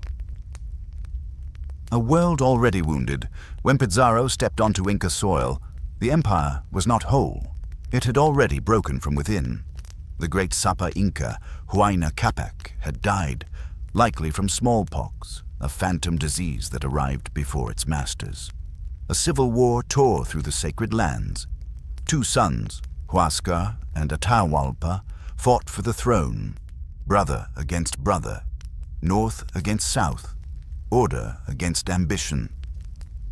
By the time Atahualpa emerged victorious, the empire was fractured, blood still wet on its ceremonial stones. The Spanish did not conquer an empire. They found it bleeding, and they moved like scavengers through the wound. Cajamarca, the snare in the mountains. It was in the mountain town of Cajamarca that the first blow was struck. Atahualpa, confident in his divinity and the empire's might, met with Pizarro. He came unarmed, surrounded by dancers, gold-bearers, and priests, clothed in the silence of gods. The Spanish hid behind stone walls, clutching steel and gunpowder. They waited, then they struck. In a single day, thousands of Inca were slain, not in battle, in massacre.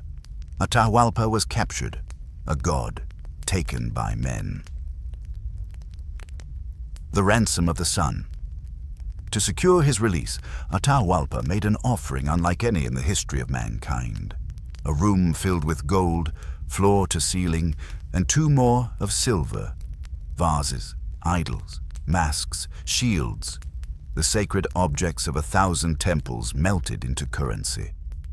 Gold, to the Inca, was not wealth. It was sweat of the sun, holy, symbolic, untouchable. To surrender it was not simply tribute. It was cosmic collapse. And yet they did. The rooms were filled, the ransom paid, and still, Atahualpa was executed, strangled, alone. His body burned, though he begged for a proper burial, that his soul might travel in peace. In that moment, the Inca sun was eclipsed. The fall of Cusco. From Cajamarca, the Spanish moved south. A serpent, clothed in iron. In 1533, they entered Cusco, the sacred navel of the world. They desecrated the Coricancha, stripping its golden panels, smashing its altars. They looted palaces, burned sacred texts, hung Inca nobility from trees, and yet the Inca did not vanish. They retreated. Some feigned allegiance, some plotted in shadow, some escaped into the mountains, into myth. The conquest was not a single moment, it was a slow bleeding over decades. Vilcabamba, the dying flame. A final ember refused to die. In the jungled edges of the empire, a neo-Inca state formed, Vilcabamba, a hidden sanctuary ruled by descendants of the old kings. For 36 years, it endured.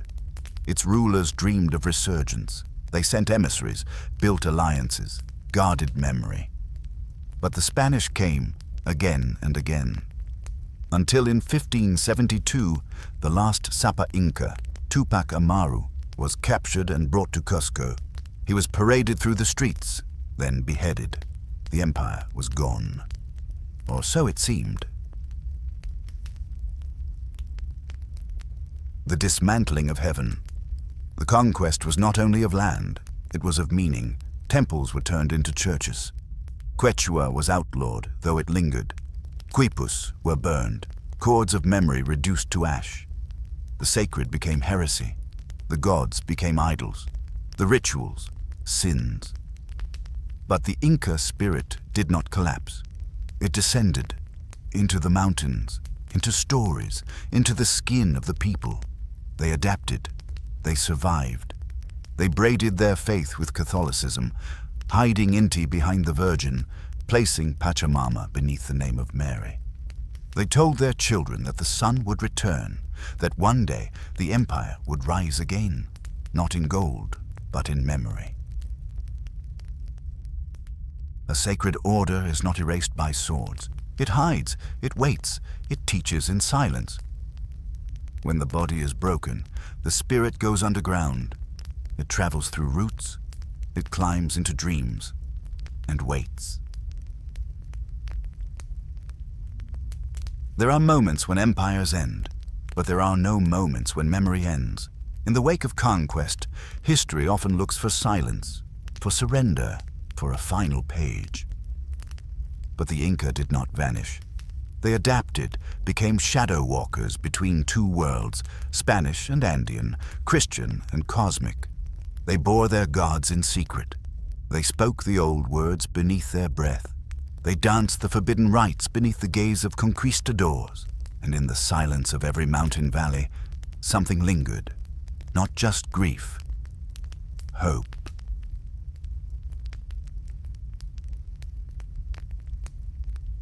Vilcabamba remembered. Though the last Inca stronghold of Vilcabamba was destroyed in 1572, its spirit lived on. To the Spanish, it was a footnote. To the Andean people, it became legend. A lost city in the clouds, a place where the sun still rose without shame, where Inti still burned in unbroken gold. They whispered of a time when the Incari, the broken body of the last Inca, would reassemble limb by limb and return to awaken the world. It was not a prophecy. It was a vow. The rebellion of Tupac Amaru II. In the 18th century, that vow ignited into fire. A man named Jose Gabriel Condorcanqui took the ancient name of his ancestor, Tupac Amaru. He dressed like a Spanish noble. He spoke their language. But in his blood burned two suns, one from the Andes, one from rage. In 1780, he declared war against the colonial crown, not merely for taxes or treatment or dignity, but for the soul of a people. His army swelled.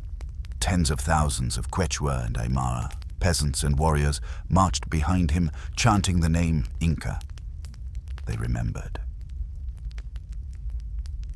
For 2 years, rebellion stormed the Andes.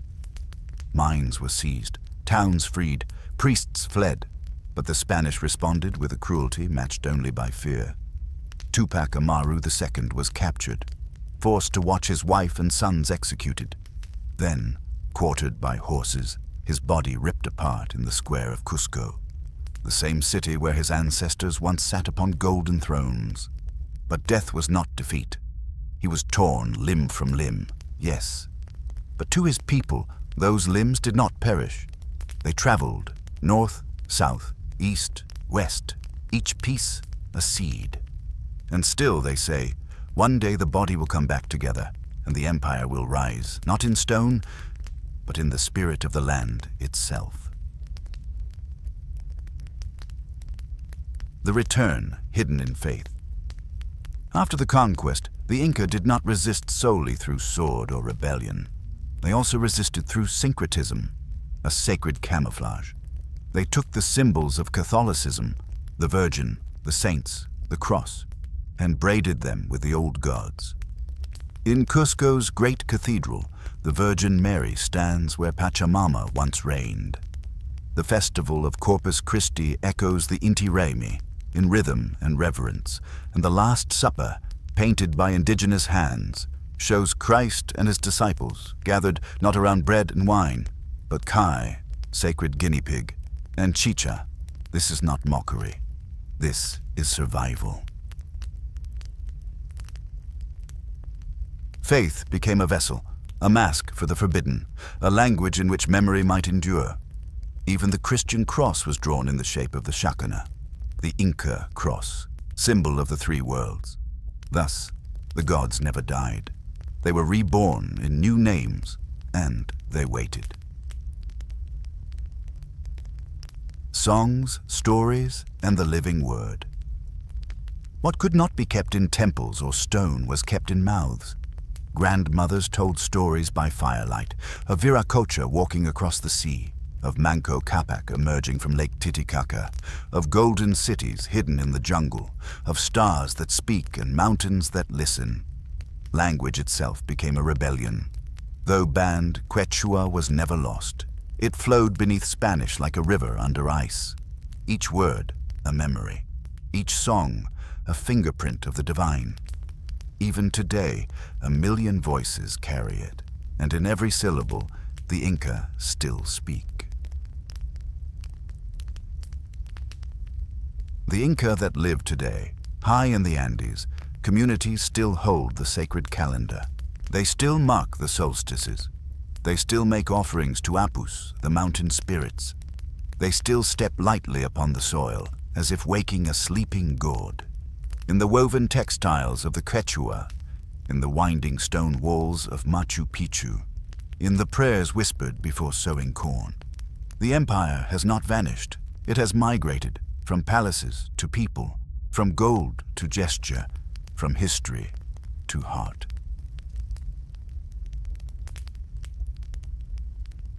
Empires fall when their stones are scattered, but civilizations live when their people remember how to walk the old paths.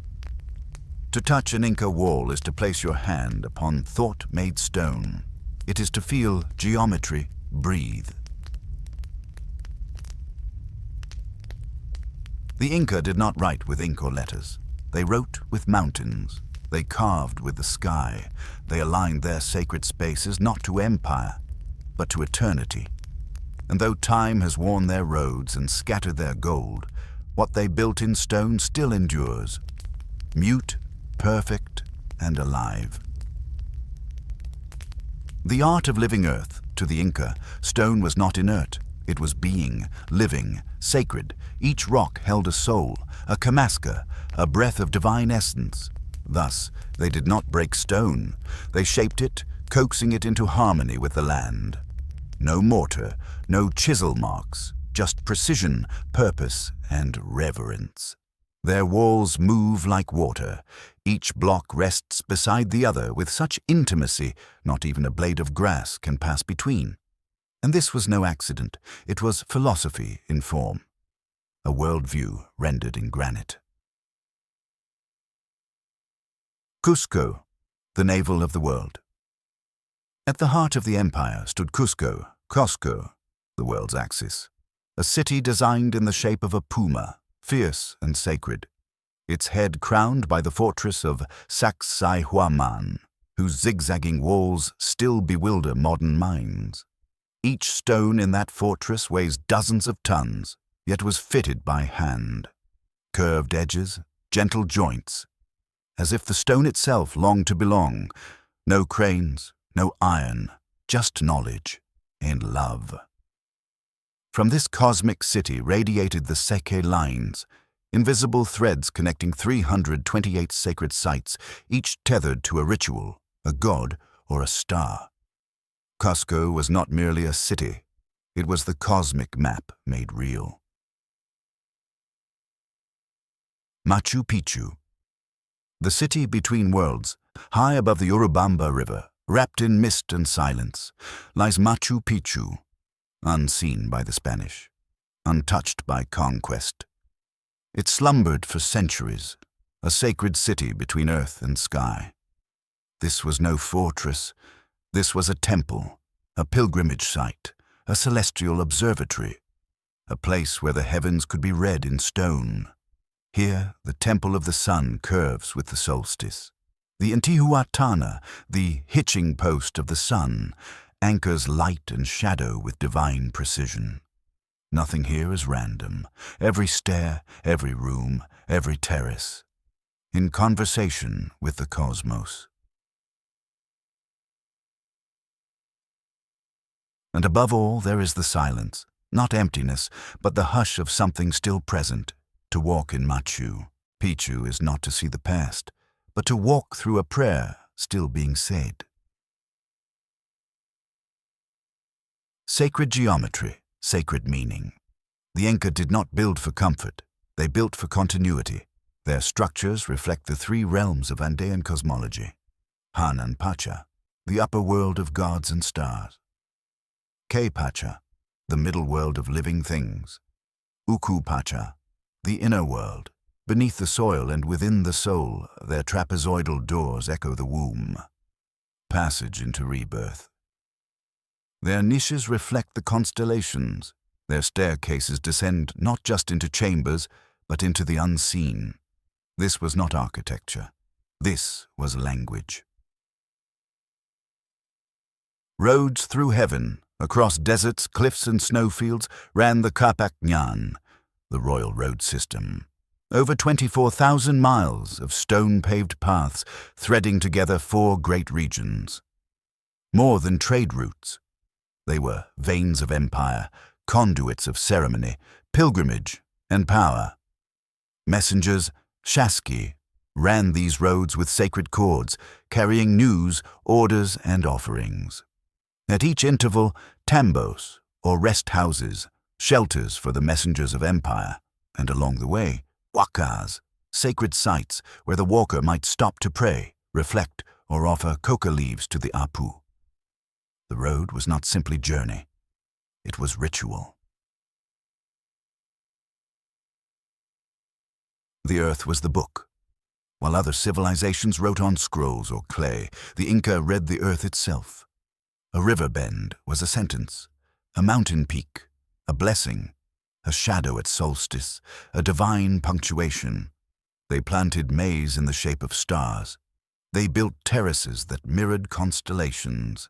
They made the land their scripture and walked it in devotion.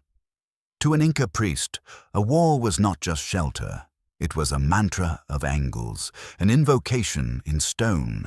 And though time has moved on, though many of their structures lie in ruin, still the stones hum, still they stand, patient, timeless, remembering. Even when empires fall, their walls may hold the breath of prayer. Even in ruin, there is rhythm. Even in silence, the stone sings. Now the mountains grow quiet once more.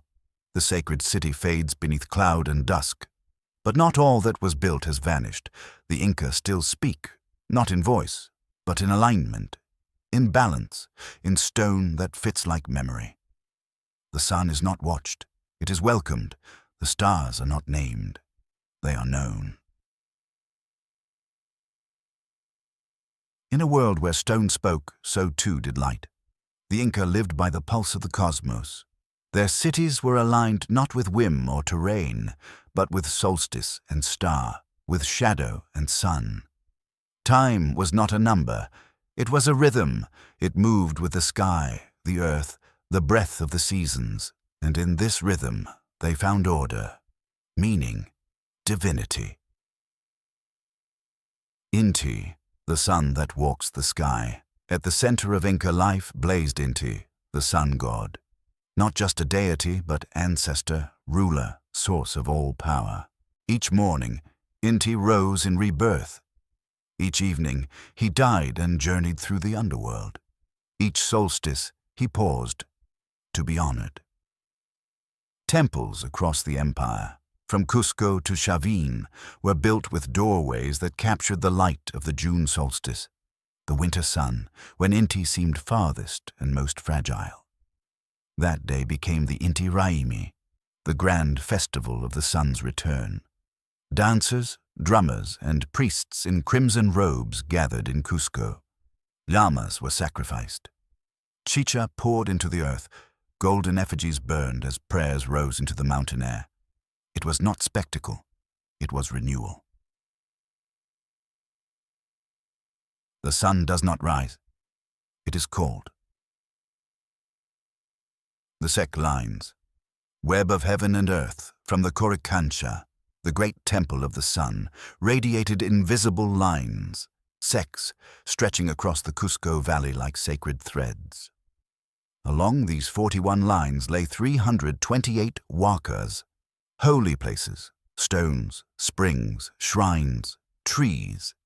Each Seka aligned with the heavens, with the solstice, with the passing of the moon and stars. The entire empire was a celestial machine, built not for conquest, but for cosmic harmony. It was as if the earth itself had been tuned to the music of the sky. The dark constellations. Where the Greeks looked at stars, the Inca gazed into shadows. Their constellations were drawn not by starlight, but by the dark river dust of the Milky Way. In the blackness between stars, they saw animals. The llama, descending head first to drink from the Vilcanota River. The fox, curled in trickery. The serpent, winding toward rebirth. The toad, leaping with rain. These were not merely stories. They were seasonal markers. When the dark llama appeared full in the sky, it was time to shear wool. When it vanished, it was time to plant. The sky was not myth. It was agriculture, ceremony, and calendar in one. The Chacana, cross of the cosmos. If you look upon any Inca shrine, any woven cloth, any doorway, you may see it. The Chacana, the stepped cross. 3 levels. The upper world. Gods, stars, ancestors. The middle world. Humans, animals, daily life. The lower world. Death, roots, secrets, at its center. A whole, the axis where worlds meet. The navel of existence, the bridge between breath and beyond.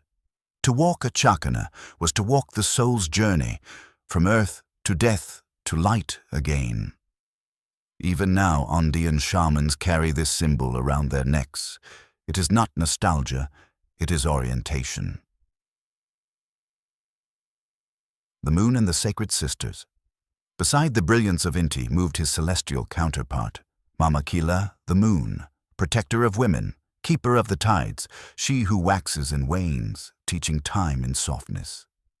The Inca measured her cycles with great care, mapping her dances with silver circles upon temple walls.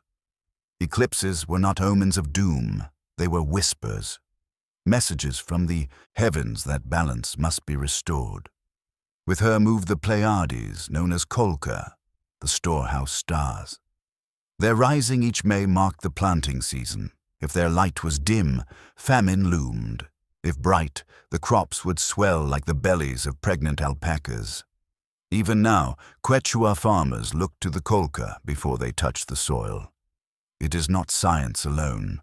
It is faith lived through the firmament.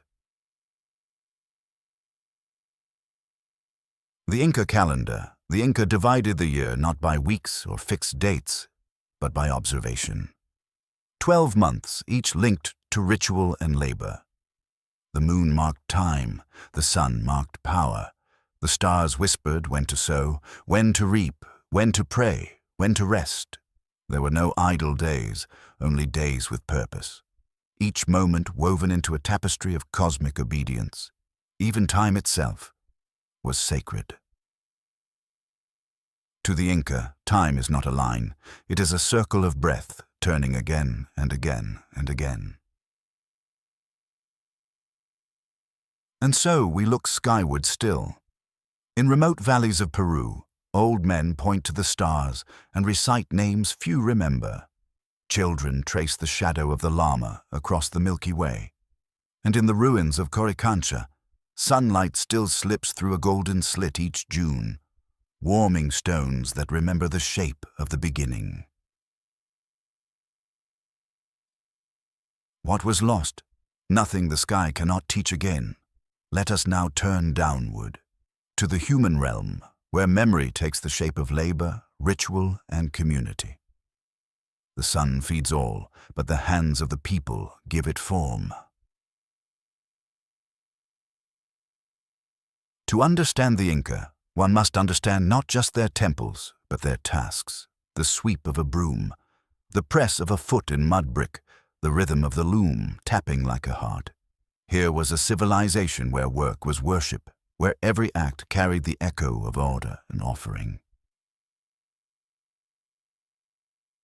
The Ailu, the root of all things. The soul of Inca society was not the palace, but the Ailu, a community, a lineage, a living thread of people woven together by ancestry, land, and love. An Ailu owned no land individually.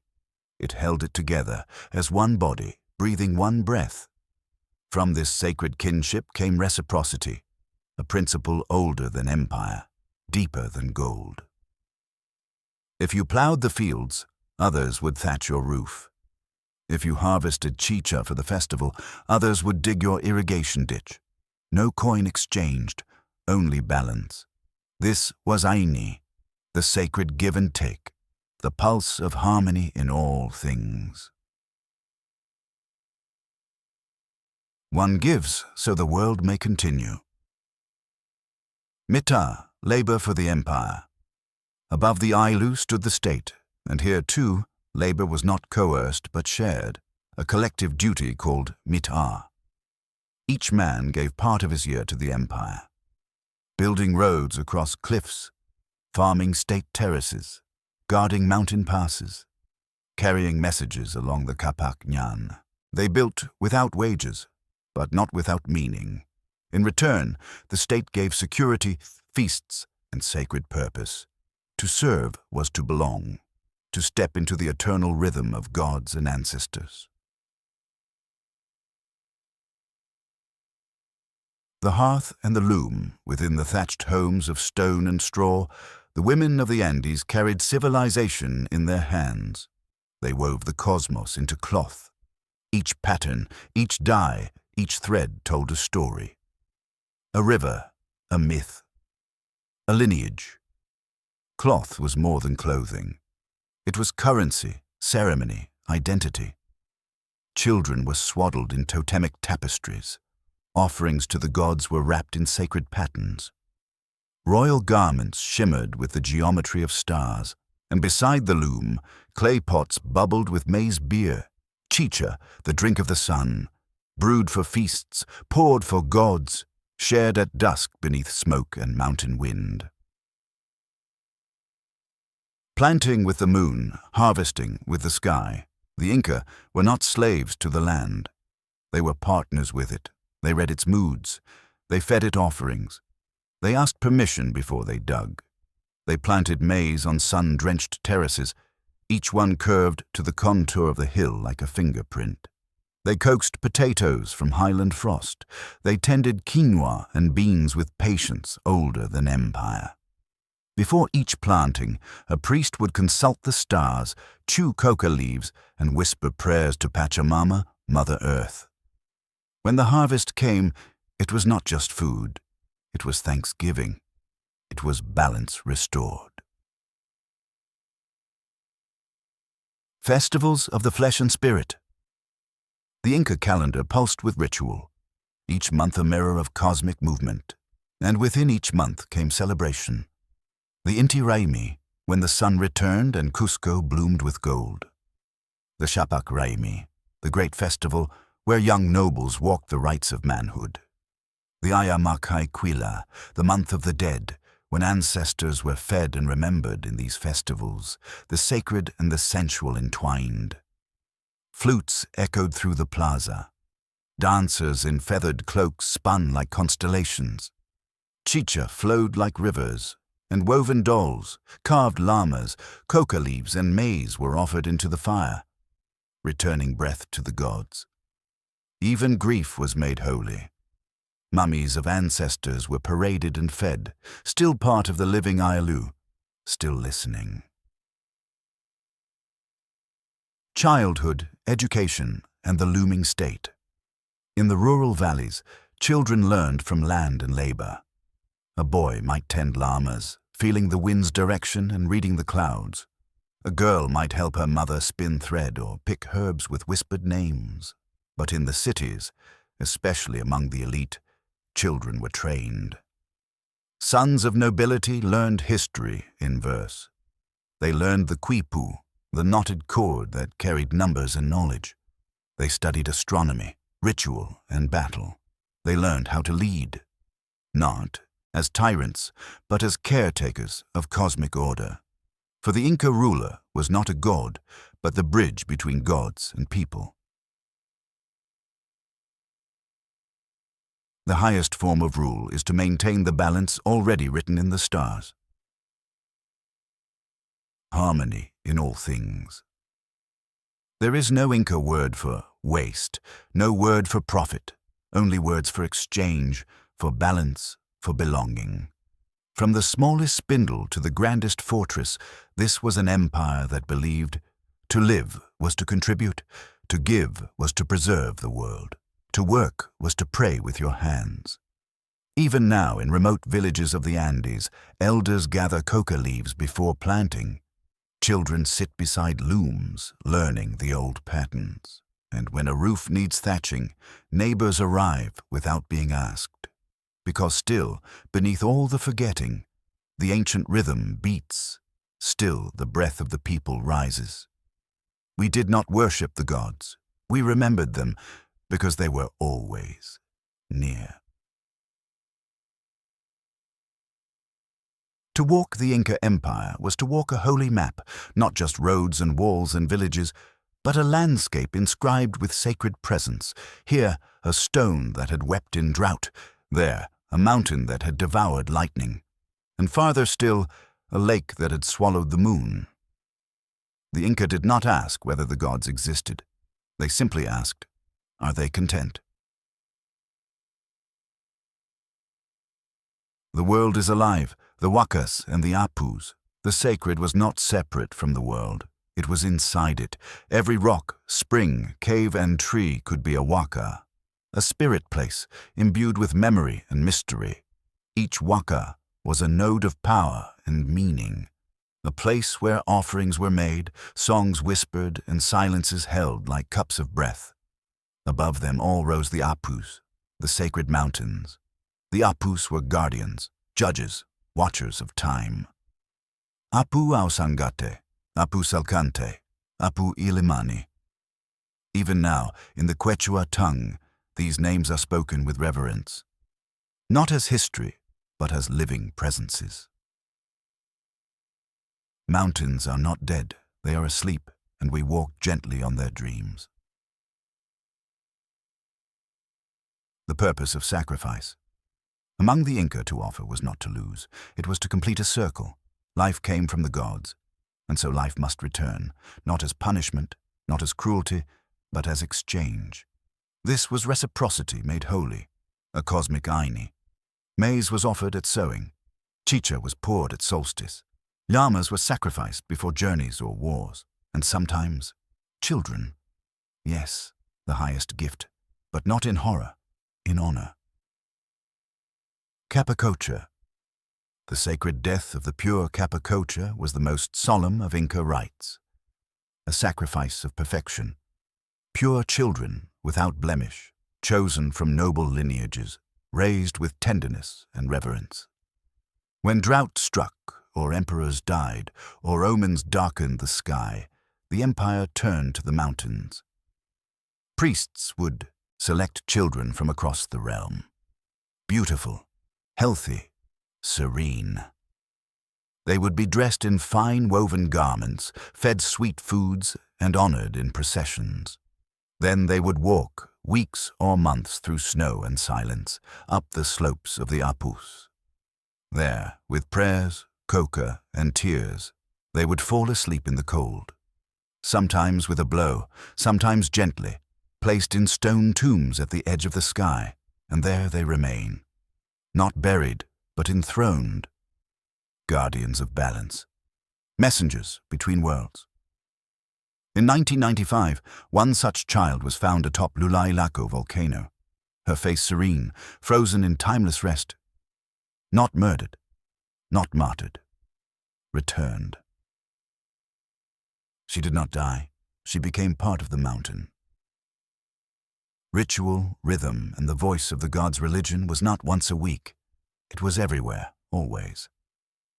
The Inca calendar pulsed with ceremony, daily offerings of coca and maize, monthly rites at temples and plazas, yearly festivals to the sun, moon, rain, and stars. Priests, Hamakuna, did not preach. They interpreted signs. They read coca leaves, smoke, shadows, the tremble of flames. When an earthquake struck, it was not chance, it was a voice. When the stars dimmed, it was not weather, it was a warning. Religion was not belief, it was navigation through a world that breathed. The temples of flame and gold. Across the empire rose temples where heaven and earth met. The greatest of these, Coricancha in Cusco, its name meaning golden enclosure. Walls lined with gold sheets, gardens filled with golden corn and silver llamas. Altars where sunlight struck with mathematical perfection. Here, the high priests walked in silence. Here, the Sapa Inca communed with Inti. Here, the sacred flame burned always. Tended day and night, a symbol that time had not broken. And beyond Cusco, on mountain tops and lake shores, rose smaller shrines, open to sky, stone, wind, because the gods had no need for roofs. The dead are not gone to the Inca. Death was not an end. It was a return.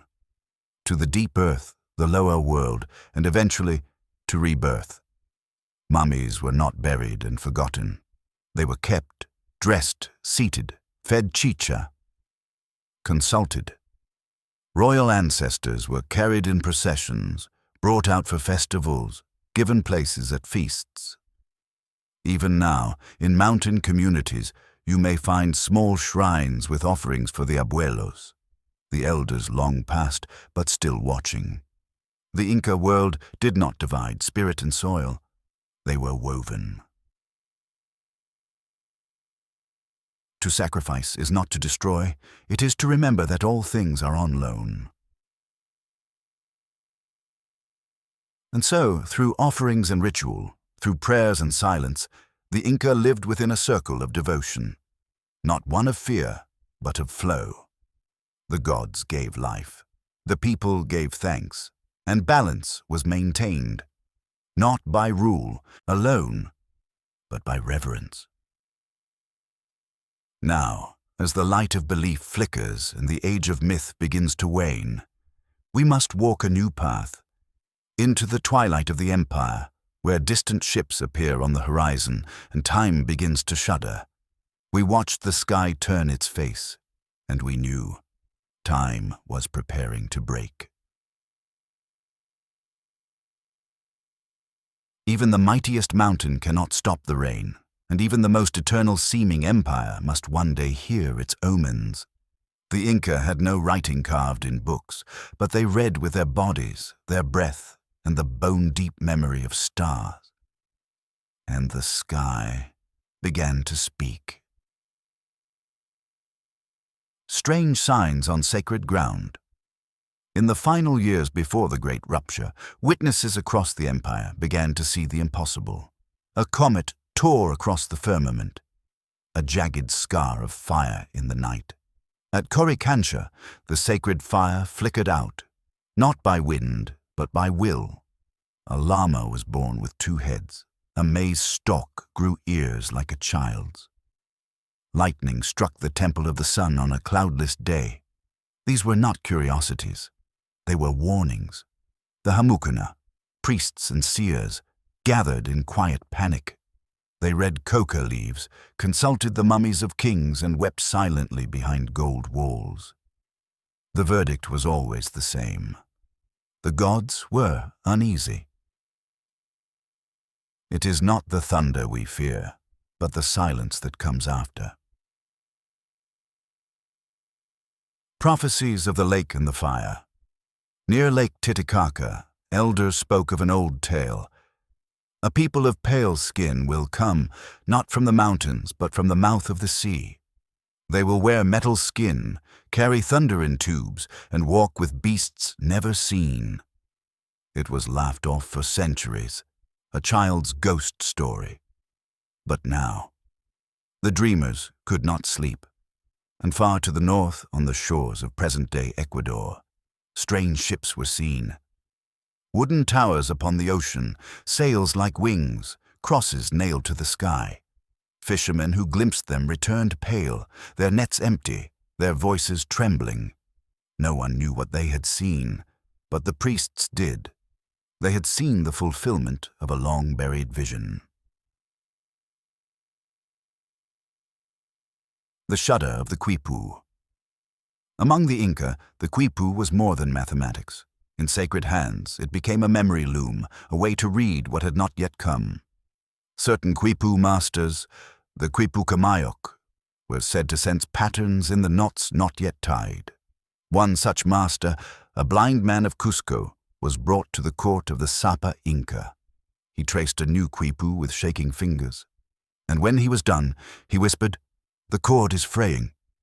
One knot loops where it should end, and I feel not one ruler, but 2, struggling." The emperor ordered silence. But the room knew. A split was coming, and with it, weakness.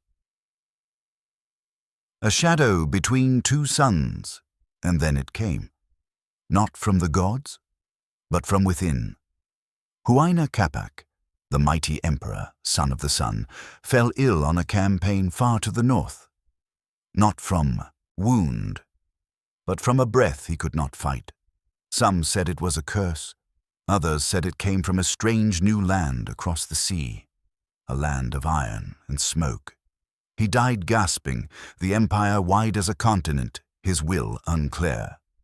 2 sons remained, Atahualpa, bold and northern-born, and Huascar, heir of Cusco, solemn and proud. Each claimed the throne. Each believed the sun had chosen him. The empire cracked, not with swords, but with brotherhood betrayed. Civil war erupted, cities burned, temples were desecrated by Inca hands. Fields lay fallow, the center no longer held, and in the wake of this chaos, the sea gave up its ghosts. The gods do not send storms to punish, they send them to prepare. The first sound of iron. In the dreams of children came visions of men with beards like moss, cloaks of metal, and animals with hooves like thunder. They walked not on the sacred roads, but across dreams. And then they were no longer dreams. In 1526, rumors reached the Inca frontier. Men had landed with skin like ash, eyes like ice, and weapons that spat fire. They traded beads for gold, asked questions in strange tongues, and laughed at the sun. At first, they vanished, but not for long. The gods had warned, the quipu had foretold, the sky had turned, and now they were coming.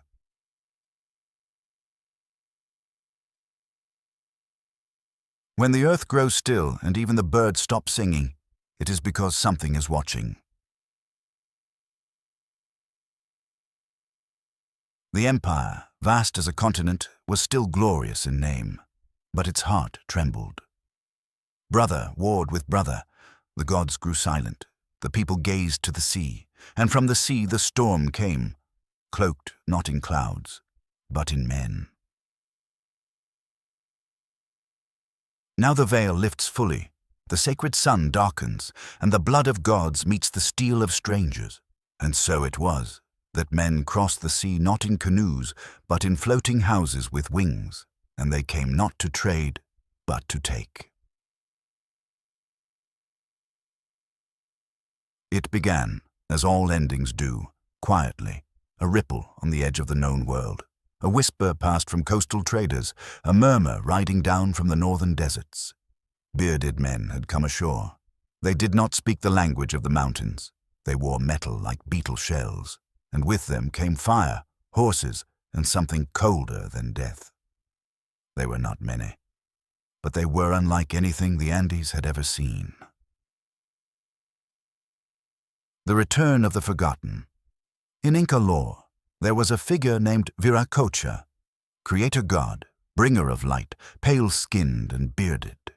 He had vanished into the sea, promising one day to return, and now men had come from that very ocean, with faces like moonlight and voices like stone.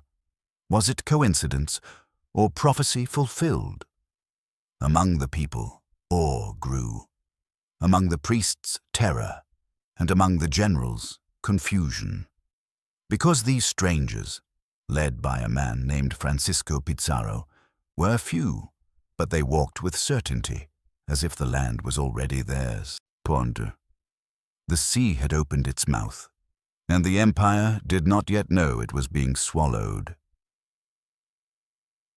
The Emperor Atahualpa, son of Huayna Capac, victor of a brutal civil war, sat high in the city of Cajamarca. He had not inherited peace.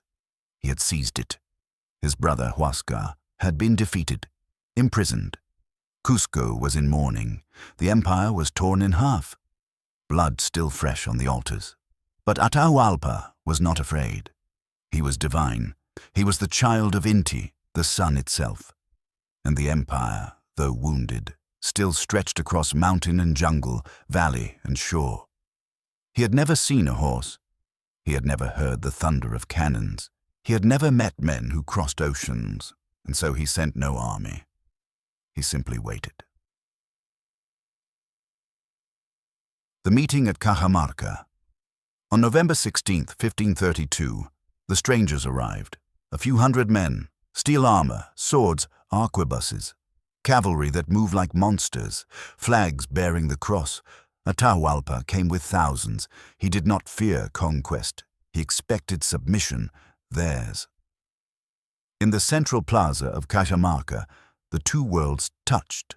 Pizarro sent forth a friar, who held out a Bible and spoke of one God. Atahualpa took the book, turned its pages, and listened for a voice. Hearing none, he threw it to the ground. To him, gods spoke through earth and star and flame, not paper. To the Spaniards, it was blasphemy, and then chaos. The sun blinked, the sky closed its eye, and blood fell like seeds on stone. The ambushed trumpets blared, guns roared, horses charged. The plaza became a charnel house. The Inca, unarmed, dressed for diplomacy, were slaughtered. Atahualpa was seized amid the carnage, dragged like a prisoner, a god made mortal. It had taken less than a day. The empire, measured in sunrises, had not prepared for a moment. The ransom of gold Atahualpa was held in a room, stone, cold, unyielding. And he spoke, "What do you want?" And they answered, "Gold and silver." He laughed. He ordered the room filled, not once, but twice over. Golden cups, llama statues, necklaces from queens, idols from temples. From every corner of Tawantinsuyu, treasure flowed. It was not greed, it was belief. If the price was paid, surely the emperor would be released. But the gods had changed, and gold, to the Spaniards, was not sacred. It was hunger made solid. The death of the sun. They melted the gods. They broke the gold into bars, poured it into molds, shipped it back to Spain, and when the ransom was complete, they turned to Atahualpa. Some feared rebellion if he lived. Others saw power in his death. A trial was staged, charges invented, and the emperor, the son of the sun, was sentenced to burn. But he begged, "Let me not die by fire, my soul must rise." So they baptized him, stripping away the last threads of his divine identity. And then they strangled him with a garrote. The sun had set, and it would not rise the same again. He was not a king, he was a world, and they ended him as if he were only a man. Atahualpa's body was buried. His soul, perhaps, fled to the mountains, and the Spaniards began their march to Cusco, the navel of the world, to carve a new kingdom atop the bones of the old. But the mountains do not forget, and the blood of the empire, though spilled, had not yet dried. Every empire is born with a heartbeat, and every heartbeat in time becomes a drum for war. The city of Cusco had always been more than a city. It was the navel of the world, center point of all things, where sky kissed stone, where time walked barefoot in the streets. From here, the four great roads radiated like rays of the sun, leading to the corners of a world sculpted by gods and emperors. Its walls were sacred geometry. Its streets whispered in Quechua. Its gold was not wealth, but worship. And yet, as 1533 waned, the Inca capital stood silent, waiting. Ghosts marching from the North Pizarro and his small band now moved southward, guided not by maps, but by ambition. They led not just horses and steel, but prisoners, spies, interpreters, and betrayals. Atahualpa was dead, but his shadow lingered. To many, the Spaniards were still strangers, strange gods or cursed men. But to others, they were weapons, useful in the wake of civil war. Some welcomed them as allies. Others watched from the hills. The Inca world had never faced such a paradox. An empire stretching across mountains and deserts, vast as any on earth, yet already trembling before fewer than 200 men. The sacred city waits in Cusco. The nobles gathered. They debated. They wept. Huascar had been slain. Atahualpa, too. There was no clear air, only whispers, fractures, and fear. Some argued for resistance, others urged surrender. But the temples offered no signs. The sacred fires offered no visions, and so the city waited.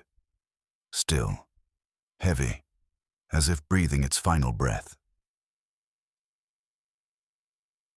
When the gods fall silent, the stones begin to scream. The entrance of the invaders. In November 1533, the Spaniards entered Cusco, not with armies, but with audacity. No army met them at the gates, only silence and smoke. The streets, once humming with rituals, were quiet. The palaces emptied, the priests gone, and yet the city still shimmered, its gold untaken, its altars untouched. That changed swiftly. The temples were plundered. Gold was stripped from the walls of Coricancha, the most sacred of all sanctuaries, a temple that had once reflected the sun itself in its golden panels. Now it was dimmed. Statuettes of gods were melted. Ceremonial masks were broken. Holy things became currency. The Spaniards built their churches atop temples, carved crosses into sacred stones. The navel of the world was being rethreaded, but with a different loom. A puppet crown. To pacify the people, Pizarro crowned a new Inca, Tupac Hualpa, a noble of royal blood, but a man with no true power. He wore the fringe, he spoke the rituals, but he ruled nothing, and within months he died. Some whispered poison, others grief. Again, a vacuum. Again the empire drifted, leaderless, bleeding, blind, and yet not broken, not yet. An empire dies not in its fall, but in forgetting who it was. Fire in the navel. As the months passed, rebellion stirred. Inca generals who had once warred with each other now turned their eyes to the invaders. Among them was a warrior of both nobility and fire, Manco Inca Yupanqui. He had been taken as a pawn, a puppet, crowned as the next figurehead. But unlike his predecessors, he remembered. He remembered the sacred rites. He remembered the taste of war. He remembered the voice of his ancestors, and more than anything, he remembered what it meant to be Inca. In secret, he sent messages into the highlands. He spoke to hidden generals, to wandering priests, to those who had not yet bowed to crosses or cannons, and in time, he would rise. But for now, Cusco burned quietly, its gods defaced, its temples desecrated, its people walking beneath shadows, not cast by the sun. The echoes that remain. Yet for all they tore down, the Spaniards could not erase memory. The walls still stood, those ancient, impossibly interlocked stones. The language still flowed in the markets. The sacred lakes still shimmered. The spirit of Tawantinsuyu had gone underground, into caves, into songs, into dreams passed from mother to child. The invaders held the body, but the soul had slipped away, into the mist, into the mountains, into waiting. You can melt the gold, you can burn the scroll, but you cannot unwrite the sun. And so Cusco fell, but even in its ashes, a quiet rhythm beat on. The rhythm of the Andes, the rhythm of resistance, the rhythm of return. For Manco Inca would not kneel, he would not forget, and far beyond the reach of Spanish flags, he would gather warriors and seek a new dawn, not in palaces, but in fortresses of stone. The gods do not abandon their children. They simply wait in silence for one brave enough to light the fire again. In the wake of conquest, some accept, some forget, but others resist. In the high valleys and forgotten folds of the Andes, as temples were defiled and idols melted, there was still one who bore the fire of Inti in his blood. Manco Inca Yupanqui, last son of a broken dynasty, had been crowned with ceremony and caged with smiles. But a crown made of Spanish favor is no crown at all. He played the role. He bowed, he smiled, and all the while, he waited. A king in chains. The Spaniards thought him tamed. They gave him titles, but mocked his gods. They made him king, but denied him power.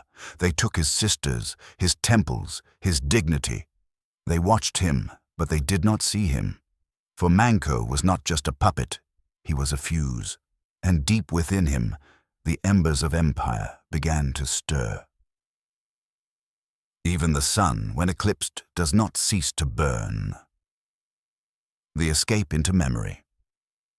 In 1536, beneath a sky bruised by prophecy, Manco Inca made his move. He asked to retrieve a golden statue of his father from the sacred valley. A ruse, a ritual. The Spaniards agreed. They saw no threat in reverence. But Manco did not seek gold. He sought the mountains. Once free of Cusco's walls, he vanished into the forested heights of Vilcabamba, calling the spirits of old generals, rallying the remnants of fallen legions. Messengers ran by night, bearing coca and commands. Villagers sharpened their slings. Ancient war drums began to echo through ravines. The empire was dead, but its bones still had teeth. The siege of Cusco. And then, like a storm from the deep past, Manco returned, not alone. With him came tens of thousands of warriors, drawn from every Suyu, painted in earth and blood. They rose from valleys, descended from peaks. They encircled Cusco. The navel reclaimed. May 1536, Cusco, the jewel of the Andes, once the cradle of order, now stood trembling. The Spaniards, a few hundred strong, barricaded themselves in the shattered palaces. The walls that had once sung with the names of gods now groaned with the smoke of war. Flames and thunder Manco's warriors set fire to the city. Thatched roofs blazed, temples collapsed. Ash fell like snow upon the stone. From Sacsayhuaman, the great fortress above the city, Inca slingers and archers rained death upon the occupiers. The Spaniards, cut off, cornered, surrounded, fought desperately. They loosed horses into streets not made for hooves. They fired guns into crowds of memory. They struck with steel, but were struck back with stone and spirit. For 10 months, Cusco teetered between past and future. It was not just a siege of stone, it was a siege of meaning. It was not the walls that held them back. It was the gods, watching to see who would still bleed for them. The turning. And yet, for all his fury, Manco did not retake the city. He could burn the houses, he could drown the streets, but he could not break the Spaniards within their walls, nor sever the reinforcements arriving from the coast. The tides of conquest were not only swords and bullets, they were disease, alliances, time itself. And so Manco, the rebel son of the sun, withdrew, not in defeat, but in defiance. He would not die in a city already claimed. He would carve a new Cusco in the arms of the jungle. The long retreat Manco fled to Vilcabamba, deep in the uncharted forest, a hidden kingdom veiled in vines and legend. From there, he ruled what the Spaniards could not reach, a ghost empire, a whisper of what had been. He became myth while still alive. His roads twisted through cloud and moss. His warriors faded into mist. He was no longer merely a man. He was a symbol of the flame that does not die, of the sun behind the eclipse. When you can no longer stand in the open, you become the shadow that moves through it. And so the siege ended, but it did not silence the drums. It did not end the dream. The Inca still lived, in the jungle, in the tongue, in the stone. And Manco, crowned not by ceremony but by suffering, remained the sun the Spaniards could not catch. When the river is blocked, it carves another path. So too does a people, when the heart of their world is stolen. Into the green labyrinth, they say the jungle has no voice, only breath. But for those who listen, beneath the cries of parrots and the rustle of vines, the Andes whispers secrets still. In the cradle of thick green, beyond reach of Spanish steel, Manco Inca carved a final hope. A kingdom in hiding, built not of gold, but of silence. It was called Vilcabamba, not a city of pageants and processions, but a citadel of resistance, where the sun still rose for Inti and the spirits of the ancestors were not yet forgotten. The empire reborn in secret. In Vilcabamba, the rites continued. The maize was sown by ceremony. The sun was praised each solstice. The laws of the Sapa Inca, once thundered across 1,000 miles, now echoed softly through mist-veiled trails. It was not the empire it had been, but it was still Inca. The nobility who had survived the civil war and the conquest fled here, bringing with them the old ways, not in grandeur, but in defiance. Scribes recorded history and knotted quipu. Children were taught the lineage of the gods, and warriors trained not for conquest, but for survival. Manco ruled not from a throne, but from memory. It is not the fortress that makes the king, but the flame he carries through the dark. The jungle as ally. To the Spanish, the jungle was unknowable, unmapped, a place of disease and spirits. To the Inca, it was sanctuary. There were paths unseen, caves that opened only to the worthy, rivers that guarded secrets in their bend. The forest cloaked Vilcabamba in the green of resistance. It blurred the borders between myth and truth. Was it a city, a stronghold, a ghost? To the Spaniards, it became a phantom capital, a dream that mocked their empire from beyond the mists. Kings without trumpets, Manco Inca reigned for 4 more years, until in 1544 he was betrayed and murdered by renegade Spaniards he had once welcomed into exile. He died not in battle, but by the hand of those he had offered shelter. Even in resistance, the old ghosts of empire, deception, division, ambition, remained. But Manco's death did not end Vilcabamba. His sons took his place.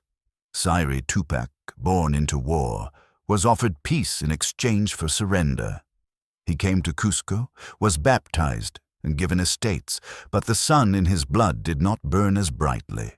He died young, perhaps by poison, perhaps by grief. The last Inca of the Andes. In 1571, a new ruler rose in Vilcabamba, Tupac Amaru, the last flame. He had never known Cusco, never bowed before Spanish kings. To him, the empire was not memory. It was inheritance. But Spain had changed. It was no longer fractured conquistadors chasing gold. Now it was a machine, an empire devouring empires, and it had grown tired of the ghost kingdom in the jungle. In 1572, the Viceroy of Peru declared war. The fall of the Phantom Kingdom, Spanish forces, larger, better armed and unrelenting, marched into the jungle. They burned, hunted, captured. Vilcabamba fell not in fire, but in discovery. Its silence was broken, its trails revealed. Tupac Amaru fled on horseback, through rivers and ravines, but was captured. He was brought to Cusco, the navel of the world. His ancestors had been crowned there. He would be executed there. Before a crowd of thousands, beneath a sky heavy with history, he was beheaded. The last Inca of the Andes fell not in battle, but in ceremony. Not all suns set in glory. Some are smothered in shadow, and yet rise again in the hearts of those who remember. And what remains in the leaves Vilcabamba faded into the jungle. Its stones were swallowed, its temples unmarked. For centuries it was only a name. A rumor passed between shepherds and travelers, but the empire it had sheltered lived on. In stories told beside mountain fires, in the dance of children in Quechua villages, in the constellations known only to Andean eyes. The Spaniards had taken the gold, but they could not take the soul. And that soul slept, not in graves, but in the veins of mountains and the songs of the wind. When the story outlives the stone, then the stone was never the true temple. What cannot be conquered? The Spaniards had the muskets, they had the horses, they had the cross and the crown and the parchment, but they did not understand the threads of meaning, the warp and weft of a world woven not in cities, but in symbols.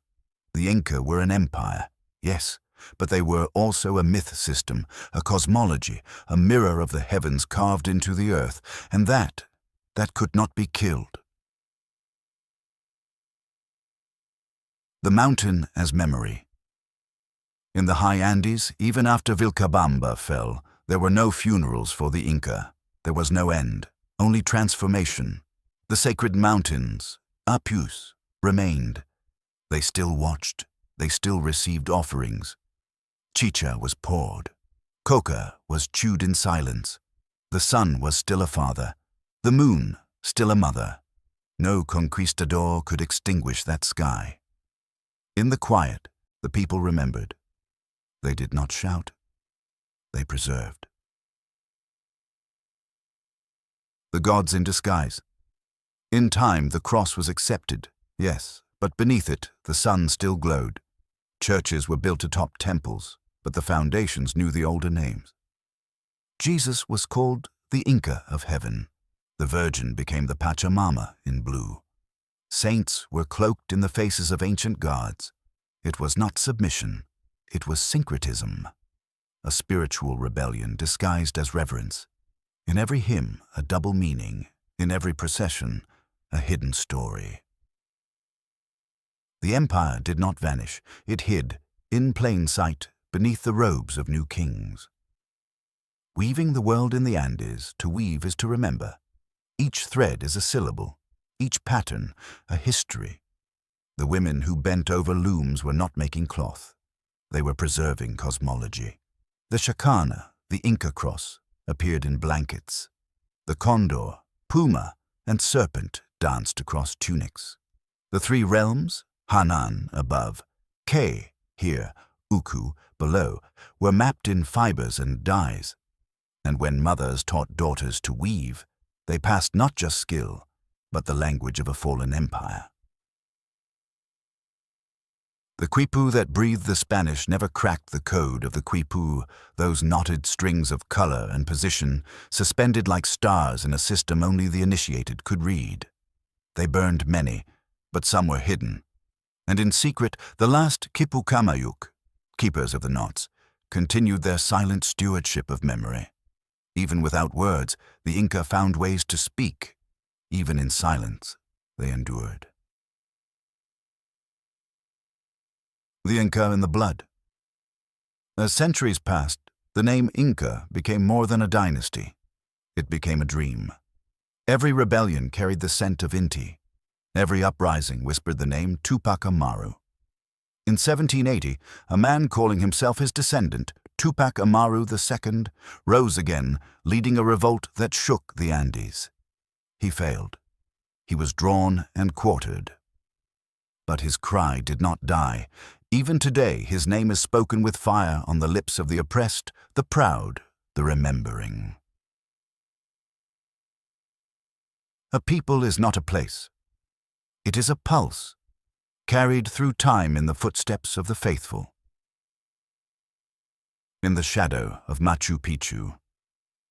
In 1911, the American explorer Hiram Bingham stumbled upon a forgotten city, Machu Picchu, a place the world had not known, but the locals had never forgotten. They had never stopped visiting its terraces, never stopped offering coca to the winds. To the west, it was a discovery. To the Quechua, it was a return. It stood, untouched by conquistadors, above the Urubamba River. Not as a ruin, but as a relic of resistance. Proof that some places are kept by the earth itself. That some spirits are too sacred to fall. A language that refuses to die. Quechua, the language of the Inca, still breathes in millions of mouths. It is sung in lullabies. It is shouted in markets. It is whispered to the mountains. The Spanish came to erase. But instead, they only added to the vocabulary of survival. Quechua lived, not as fossil, but as fire. Even today, when a Quechua speaker calls the world Pachamama, they are resurrecting an empire, not with armies, but with tongue and breath.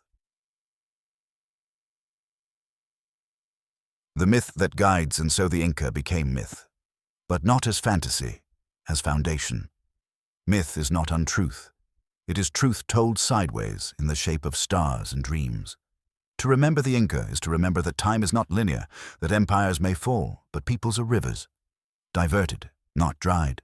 Their stones may be scattered, but their song still sung.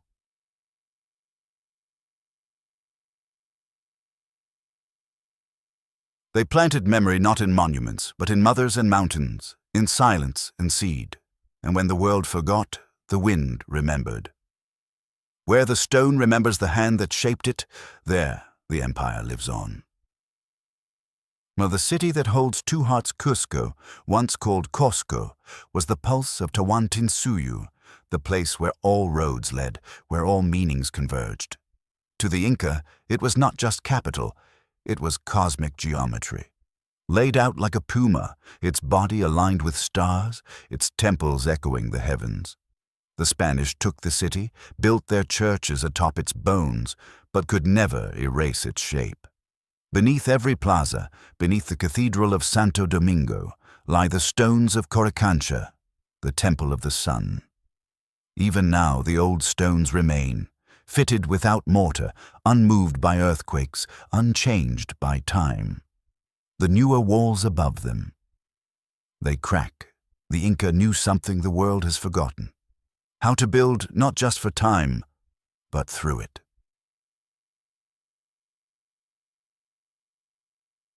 Walking in echoes wander the streets of Cusco, and you walk on palimpsests, layers of memory folded like cloth. Every alley was once a sacred artery, every courtyard a passage between worlds. You hear Quechua in the markets, you smell the mingling of cedar smoke and candle wax. You see children skipping past ancient doorways, each step a quiet continuation. Tourists pass by, snapping pictures, seeking ruins.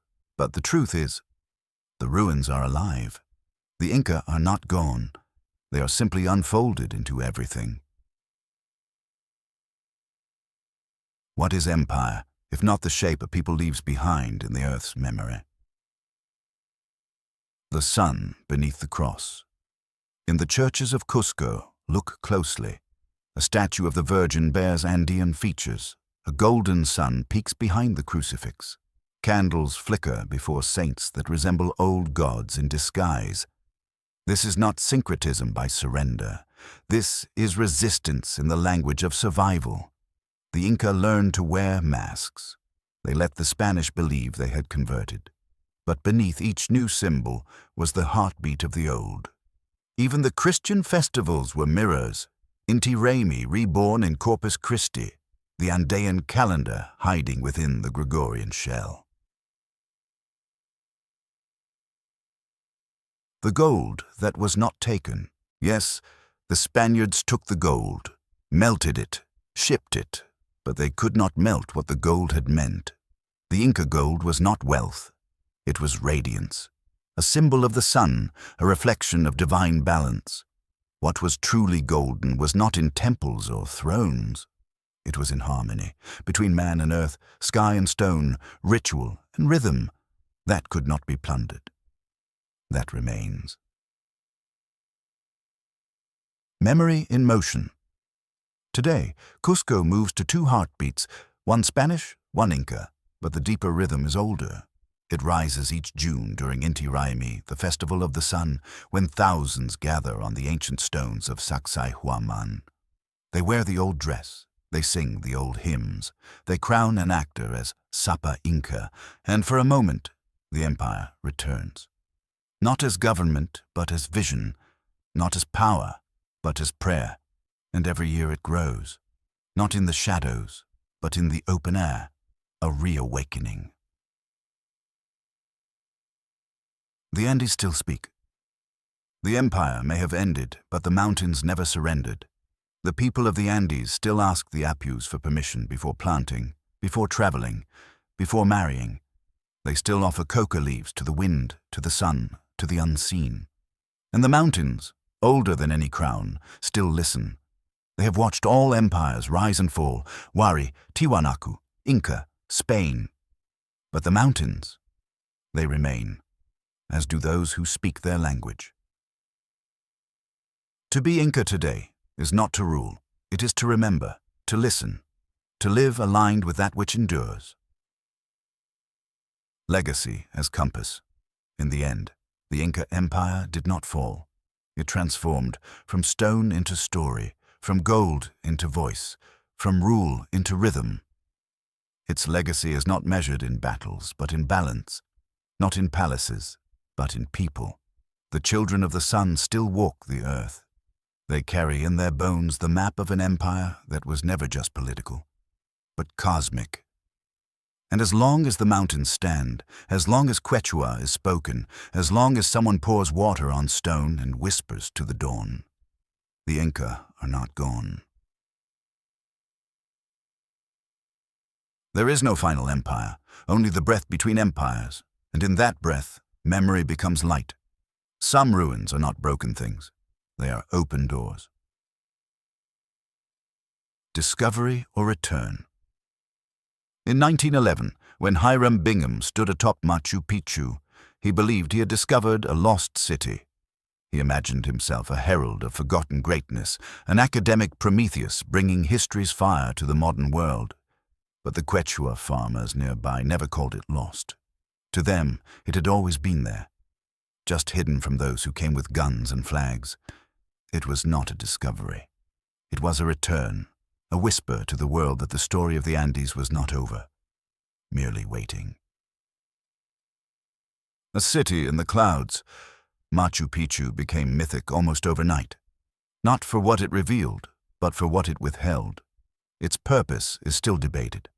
A royal estate, a ceremonial sanctuary, an astronomical observatory, perhaps all, perhaps none, because the Inca built not for function, but for symbol. The placement of stone, the shaping of terraces, the channels of water that still run, all speak in a language older than conquest. Tourists see a ruin, but what they truly see is a mirror of the world they long for, a world in harmony with sky and soil, with rhythm and reverence. The Inca as icon, as Machu Picchu rose in the global imagination, so too did the Inca. No longer just a footnote in Spanish conquest, they became symbols of ingenuity, of ecological mastery, of spiritual depth. The precision of their stonework astonished architects. Their terraced farming humbled environmentalists. Their cosmology inspired poets and seekers alike.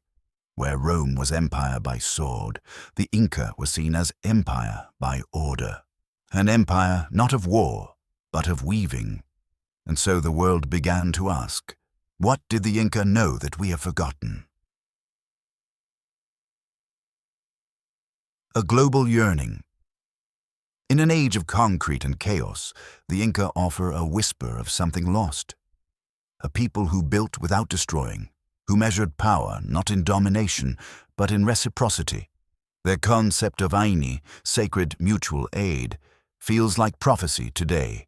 Give and be given, sow and be sustained. Where modernity seeks control, the Inca embodied alignment. And now, across continents, scholars, artists, dreamers, and activists invoke their wisdom as a counter-narrative to the modern world. They look to the Andes, not for nostalgia, but for guidance. In the eyes of the descended, yet the global gaze is double-edged. As Machu Picchu became a symbol, many Quechua people became spectators in their own story. Their language was romanticized, but not respected. Their rituals were photographed, but not understood. Their presence, often seen as quaint background to the stonework, tourists came to admire. Still, they endure. And many now reclaim the narrative, reminding the world that the Inca are not gone. They are present, not just in monuments, but in music, in protest, in pilgrimage. The true legacy is not the stone, but the soul behind it. Inca philosophy and the global soul, from universities in Paris to eco-villages in Australia, from Peruvian shamanic retreats to urban gardens in Brooklyn, Inca ideas now cross oceans. Their view of time is circular, their reverence for Pachamama, their silent mathematics of agriculture and astronomy, all echo in modern questions about sustainability, meaning, and survival. The Inca remind us that civilization can be sacred, that advancement need not sever us from the sacred thread. We are not separate from the mountain, they whisper. We are part of its breath. Myth as bridge. And so, the Inca story becomes more than history. It becomes mythic. Not a myth in the sense of falsehood, but in the sense of truth that breathes beneath the skin of facts. It joins the Iliad, the Mahabharata, the Norse sagas, as one of humanity's great reflections on rise, fall, and meaning. Yet it is uniquely earthbound.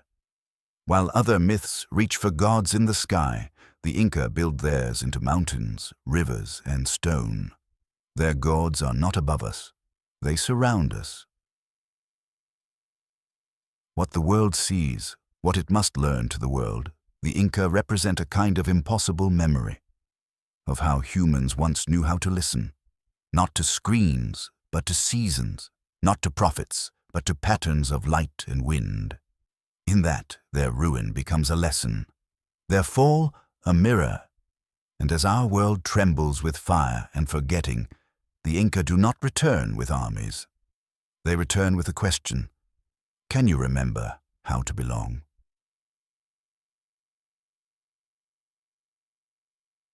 Some legacies are not carried in flags, but in the way a hand touches soil, in the way a child sings to the stars.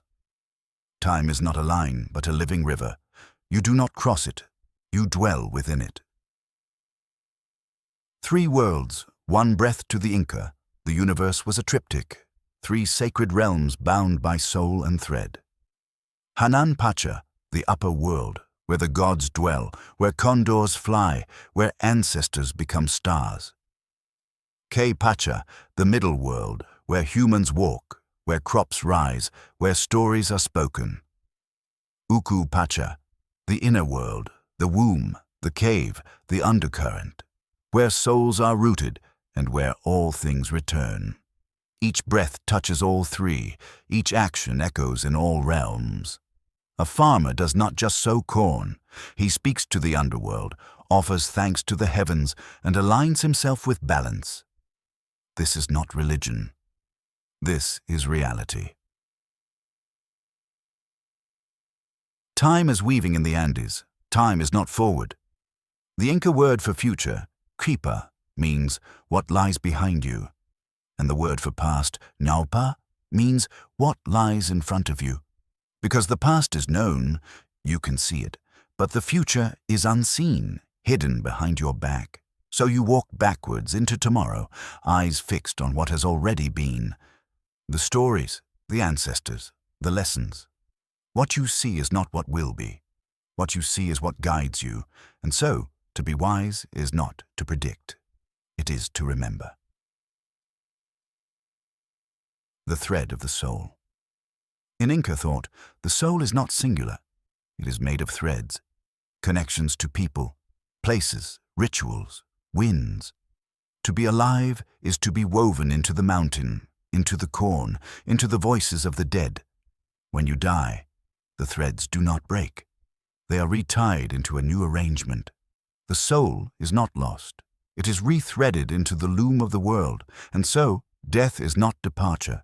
It is transformation. A river flows underground for a time, but it is still water. Ceremony as memory. Every ritual in the Inca world was a rebinding of thread. When they offered coca to the wind, they were not praying to a god. They were speaking to the pattern. When they aligned temples with solstices, they were not proving science. They were listening to the heartbeat of the cosmos. Their great festivals, Inti Raymi, Capac Raymi, were not performances. They were rememberings, bringing together the broken pieces of a world always on the edge of forgetting. To live well was to live remembered, remembered by land, by community, by time itself. The moral of the mountain. What do the mountains teach? That stillness holds power. That height comes from depth, that to endure you must be rooted. The Apus, the mountain spirits, do not shout. They wait, watching generations pass, watching empires rise and crack. They remember every footprint. They hold every promise broken and kept. And the Inca knew, to ignore the mountain is to unweave yourself. To listen is to belong. A man who forgets the mountain will forget himself, and a man who remembers the stone will be remembered by the stars. To legacy, without possession. The Inca did not write books. They carved with silence. They wove with intention. Their quipu, knotted cords, held stories in loops and twists. A language of memory felt more than read. They built without wheels, but they knew the turning of the year. They had no money, but they knew wealth as shared harvest and harmony. Their greatness was not in what they owned, but in what they honored. And that is legacy. Not the keeping of things, but the carrying of meanings. What the soul inherits. The Andean soul does not inherit land. It inherits relationship. To ancestors, to earth, to time. You are not your own. You are a continuation. A thread taken up, a note in an old song. And that song, it still plays. In the wind across Lake Titicaca, in the slow footsteps through Ollantaytambo, in the rising of maize under full moon. You only need to be still, to feel it. The empire fell, but the threads never broke. They shine, still golden, between the stones. The stone crumbles, the thread frays. But what was woven with spirit does not vanish. Echoes of collapse. The fall of Tawantinsuyu was not a single event. It was a slow unraveling.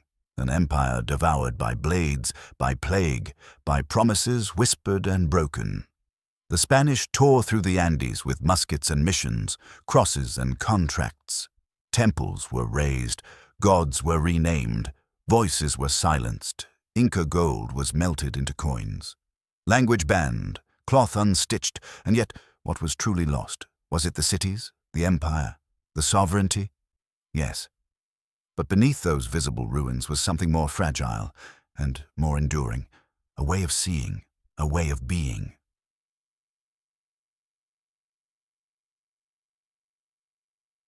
Survival beyond the sword. The Inca way did not survive through conquest. It survived through carrying. Mothers whispered stories in Quechua when no one was listening. Farmers still built terraces as their grandfathers had. Healers still mixed herbs by the moon. In caves, in valleys, in the quiet corners of resistance, the Andean spirit never vanished. It simply lowered its voice. Until now. Now, it begins to speak again. A changing world, a returning wisdom. The modern world is fast, loud, hungry. Forests fall, waters rise. People forget how to sit still, and yet, in this whirlwind, some turn back, turn inward, turn toward the mountain. They listen for the wisdom that does not come from screens, but from stones, from traditions once dismissed as primitive, now seen as prophetic. In the time of collapse, the Inca voice returns not as ruler, but as reminder. Agriculture as prayer. Across Peru, young Quechua farmers return to chuño, ancient freeze-dried potatoes. They reclaim seeds, rotate fields, honor soil. To them, agriculture is not industry, it is ritual. To place a seed in earth is not just to plant food, it is to offer memory. To reenact the covenant between human and land. The ancestors do not live in graveyards, they live in fields, and every harvest is a form of remembering. The return of Quechua. For centuries, Quechua was seen as a language of the poor, a whisper beneath the Spanish tongue. But now, Quechua classes rise in cities. Poets publish in it. Children learn it with pride. Because language is not just sound, it is lineage, it is resistance, it is soul. And when a word like Pachacuti is spoken again, it's not just a term, it's a prophecy. The great turning, the age of upheaval and renewal, a time when the world is turned upside down so that it may be set right again. Inca thought in modern crises. What if the Inca saw this moment coming? Climate crisis, spiritual drought, fractured communities. Their teachings offer more than nostalgia. They offer guidance. From Aini, sacred reciprocity, to Sumak Kausai, the good life in balance. Inca philosophy speaks of living in right relationship with earth, giving as a form of strength, community as the measure of wealth, time as a cycle, not a race. Modern minds, weary from progress, now turn to these ancient truths as if to say, we did not listen then, perhaps now we are ready. Not all ruins are broken. some are blueprints. What remains? What remains is not the empire, but the essence. Not the road, but the way. Not the gold, but the glow in the faces of those who still carry the sun within them. The Inca do not return in conquest. They return in quiet wisdom, in the mountain child learning Quechua songs, in the artisan weaving constellations into cloth, in the silence of Machu Picchu at dawn, where the world still listens.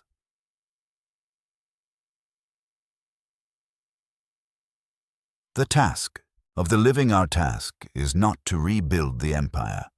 Empires fall.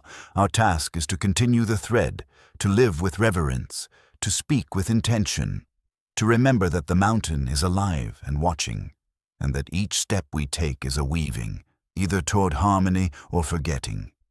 Let it be toward harmony. Let it be toward light. Even after the sun fell from the sky, its warmth remained in the stones we touched, in the earth we loved, in the stories we told in darkness. A kingdom falls, but a story remains, and in the telling of the story, the kingdom stirs once more. Beyond the dust, civilizations rise on stones and fall by them. Walls crumble, names fade, maps change, but the soul of a people, that fragile ember glowing in the dark, endures through remembrance. The Inca did not write books, but their memory survives in woven cloth, in sun-aligned temples, in the hush of highland altars. Why? Because what is remembered is what is revered, and what is revered cannot be erased.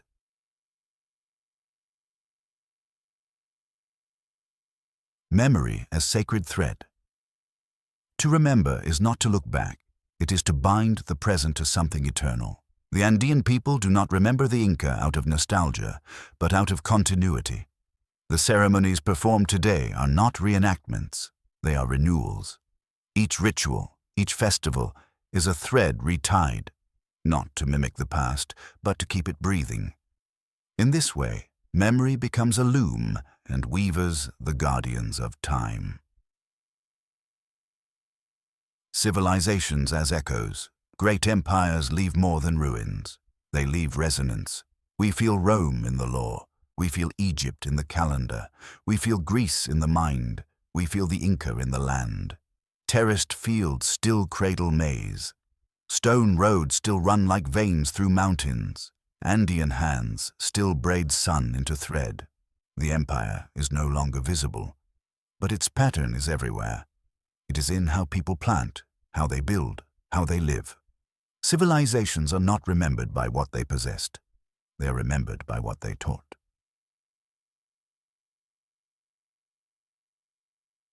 Why the Inca are remembered? Was it their architecture, their military might, their network of roads? These were remarkable. But they are not why the Inca endure. They are remembered because they aligned with the sun, with the soil, with spirit. They remembered that the cosmos is not conquered. It is joined, that the earth is not an object. It is a mother. That power is not domination, but devotion. And so, the Inca are remembered not for their reach, but for their reverence. The loom of all peoples. What is true for the Inca is true for all. No civilization lasts forever, but the soul of a people can be stitched into time if the thread is tended. We are all weavers. We inherit fragments of broken tapestries, languages nearly forgotten, rituals misplaced, names weathered by war and wind. But when we gather these threads, with care, with humility, we do more than restore. We resurrect. Each act of remembrance is a sacred resistance against the amnesia of empire. You are not the end of your story. You are the current thread in a fabric that began long before you were born. What it means to endure. To endure is not to remain unchanged. Mountains endure, not because they resist weather, but because they shape themselves to it. So too with peoples. The Andean soul did not survive by freezing itself in gold. It survived by adapting without forgetting, by carrying the sacred within the hidden, by making the sacred ordinary. That is endurance, not to defy time, but to flow with it and still sing.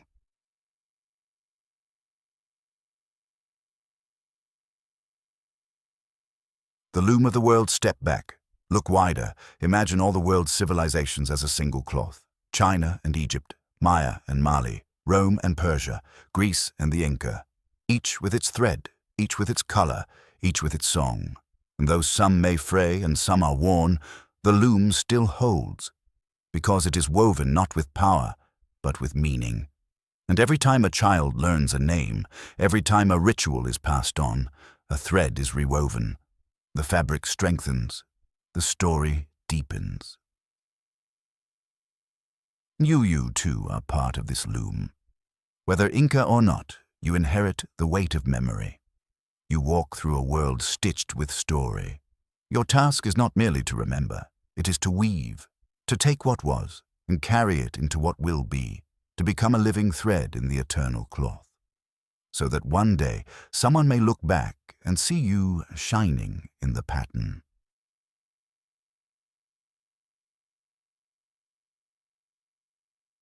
And the sun will rise again on the stones, on the terraces, on the woven truth of who we are.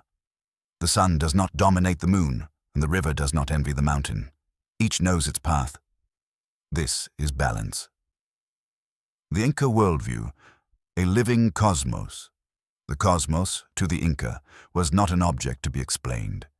It was a being to be honored, a body with arteries, breath and rhythm, everything interconnected, interwoven. This was Pacha. Not just time or space, but a unification of both. Ke Pacha, this world. Hanan Pacha, the upper world. Uku Pacha, the inner world. Three realms, not stacked, but coexisting, folding through each other like woven threads. And we, the humans, were the thread that passed between. Harmony over hierarchy. Unlike many empires that ruled through vertical power, the Inca revered horizontality, a deep symmetry between realms. Their government was centralized, yes, but their spiritual order was reciprocal. You give, you receive. You plant, you harvest. You honor the sun warms you. This was Aini, the sacred principle of reciprocity. More than charity, more than trade. It was the beating heart of existence. To violate Aini was not simply to do wrong. It was to break the thread of being. Chapak Nyan, the sacred spine. Across the Andes ran the Chapak, Nyan, the great Inca road, 5,000 kilometers of stone path woven like a serpent across mountains and valleys. But it was more than infrastructure. It was the nervous system of the empire, the spine of ritual. Pilgrims walked it to holy sites. Messengers ran it to carry living memory. Every step was geometry. Every turn was ceremony. The road connected not just cities, but cosmos. It stitched the sacred pattern across the living land. Architecture in accord. Inca temples were not merely built. They were composed. Each wall, a prayer. Each angle, an echo. Stone met stone without mortar, fitted so precisely that even centuries of earthquakes could not pry them apart. Why? Because the stones were not dead. They were alive. Called huacas, sacred beings in stone form. To build a temple was not to conquer matter. It was to collaborate with it. The cosmos would not reveal itself to brute force, only to reverent symmetry. Inti and the dance of light. Above all there was the sun. Inti, father of all. But Inti was not worshipped with fear. He was celebrated with joy, festivals of color, songs of devotion, offerings of maize, coca leaves, chicha. The sun was not a jealous god. He was family, and yet he reminded all that light must be earned. work with harmony, live in reciprocity. Only then shall I rise again. Thus, even the sun, the most powerful being, was bound by sacred order. The Chacana, Bridge of Worlds. One symbol captured the Inca metaphysics best, the Chacana, the Andean cross. 3 steps, upper world, middle world, lower world. 4 corners, cardinal directions, the winds, the nations. At its center, a hole, a portal, not to escape, but to align. The Chacana was not a relic, it was a reminder that all things have place, and peace is found not by rising above the world, but by returning into rhythm with it. To walk well upon the earth is to move like water, fitting without force, shaping without demand. Modern fracture, ancient pattern. Today, we live in a world of dissonance. We move too fast. We pull too much. We forget the center. We live vertically, climbing ladders, fleeing from depth. But the Inca whisper, come back to the loom. Come back to the pattern. It is still here. Even as roads become highways and cities swell with steel, the sacred symmetry still pulses in the mountain veins. It waits for us to remember how to walk in rhythm again.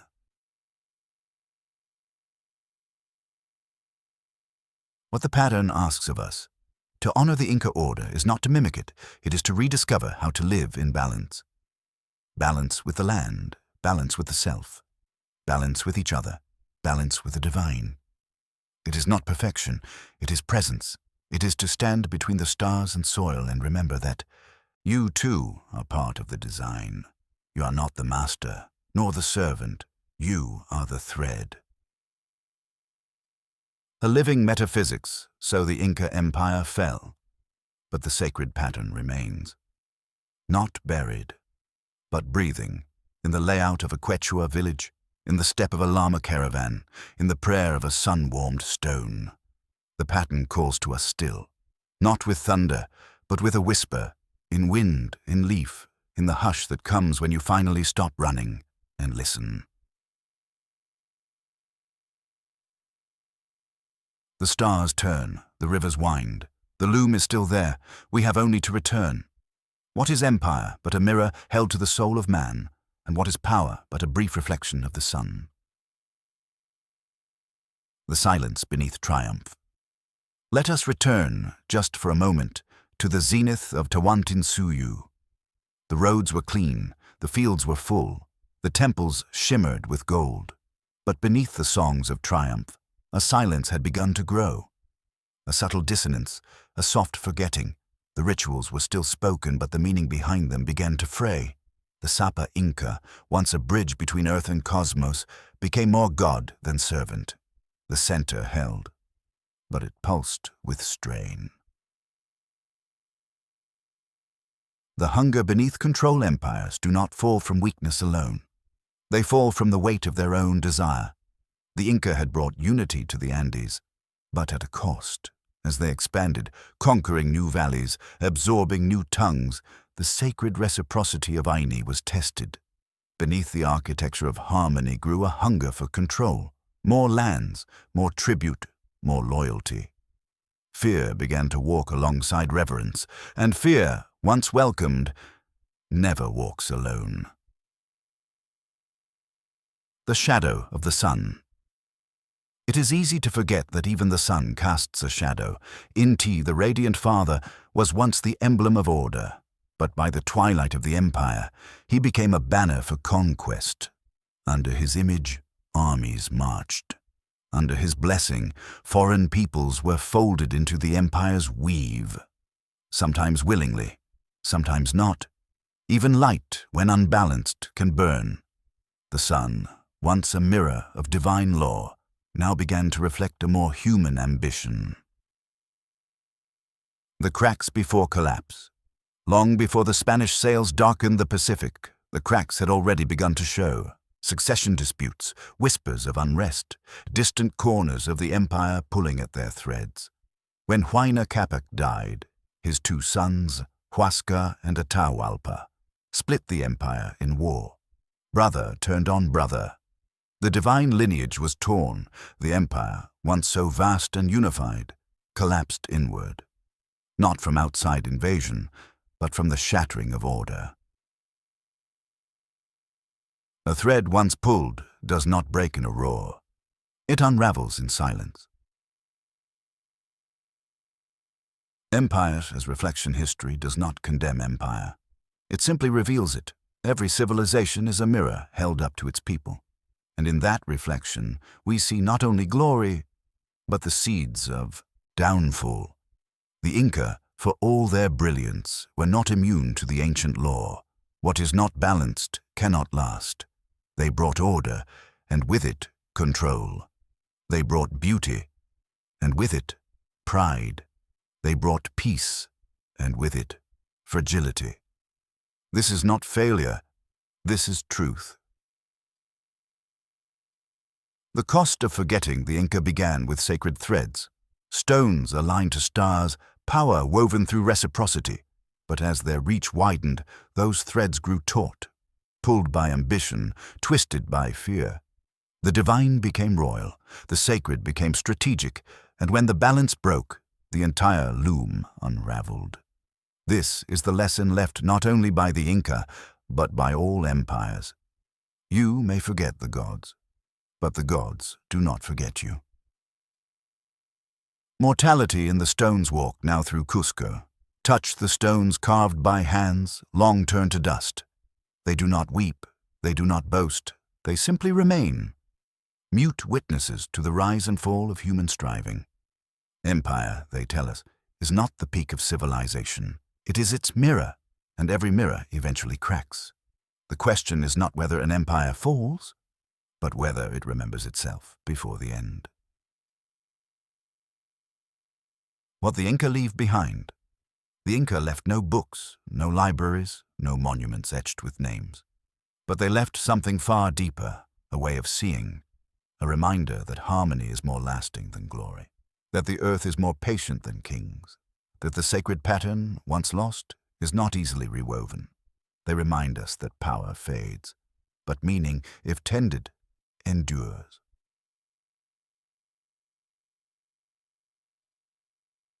And when the sun sets, it does not die. It waits and rises again in the hearts of those who remember the light. What falls may fracture, but what is sacred returns in form more subtle, more enduring. Echoes in the soil. In the terraced fields of Peru, Quechua farmers still wake before dawn, whispering blessings to the earth before pressing their hands into her. They do not call themselves Inca, but their way of life breathes with Inca wisdom. They plant by the lunar calendar. They read the clouds as messages from the sky. They practice Aini not as philosophy, but as daily truth. Share what you have, and life will share back.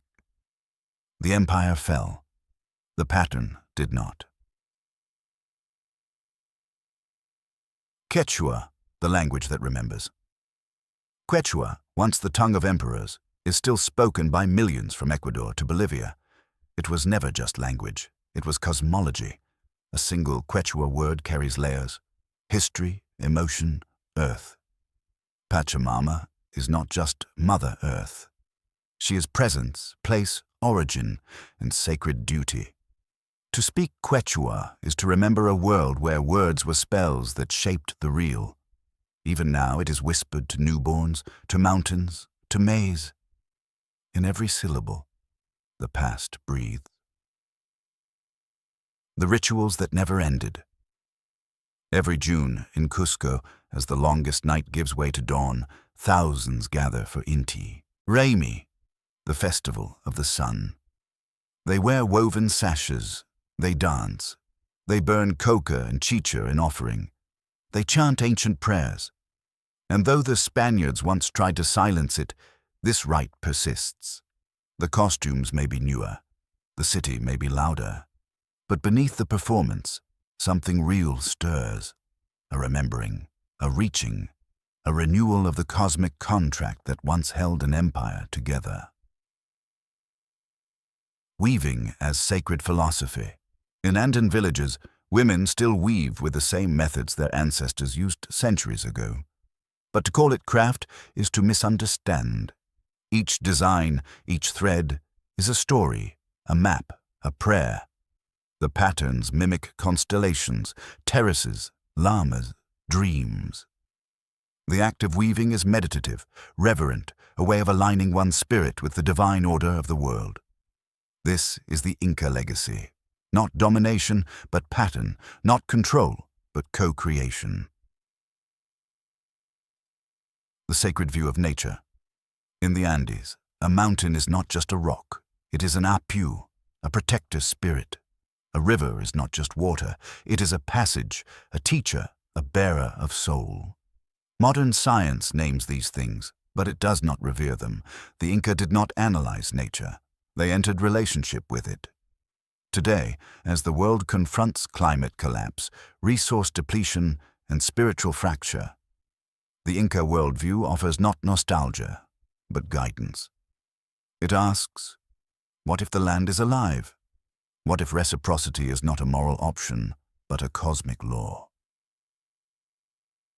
To take without giving is to forget your place in the pattern, and the pattern always remembers. The Inca in the mirror of now. We live in an age of towers built of light and glass, of satellites that watch the stars but do not speak to them, yet the same questions linger. What holds a people together? What lasts when power fades? What does it mean to belong, not just to a nation, but to the world?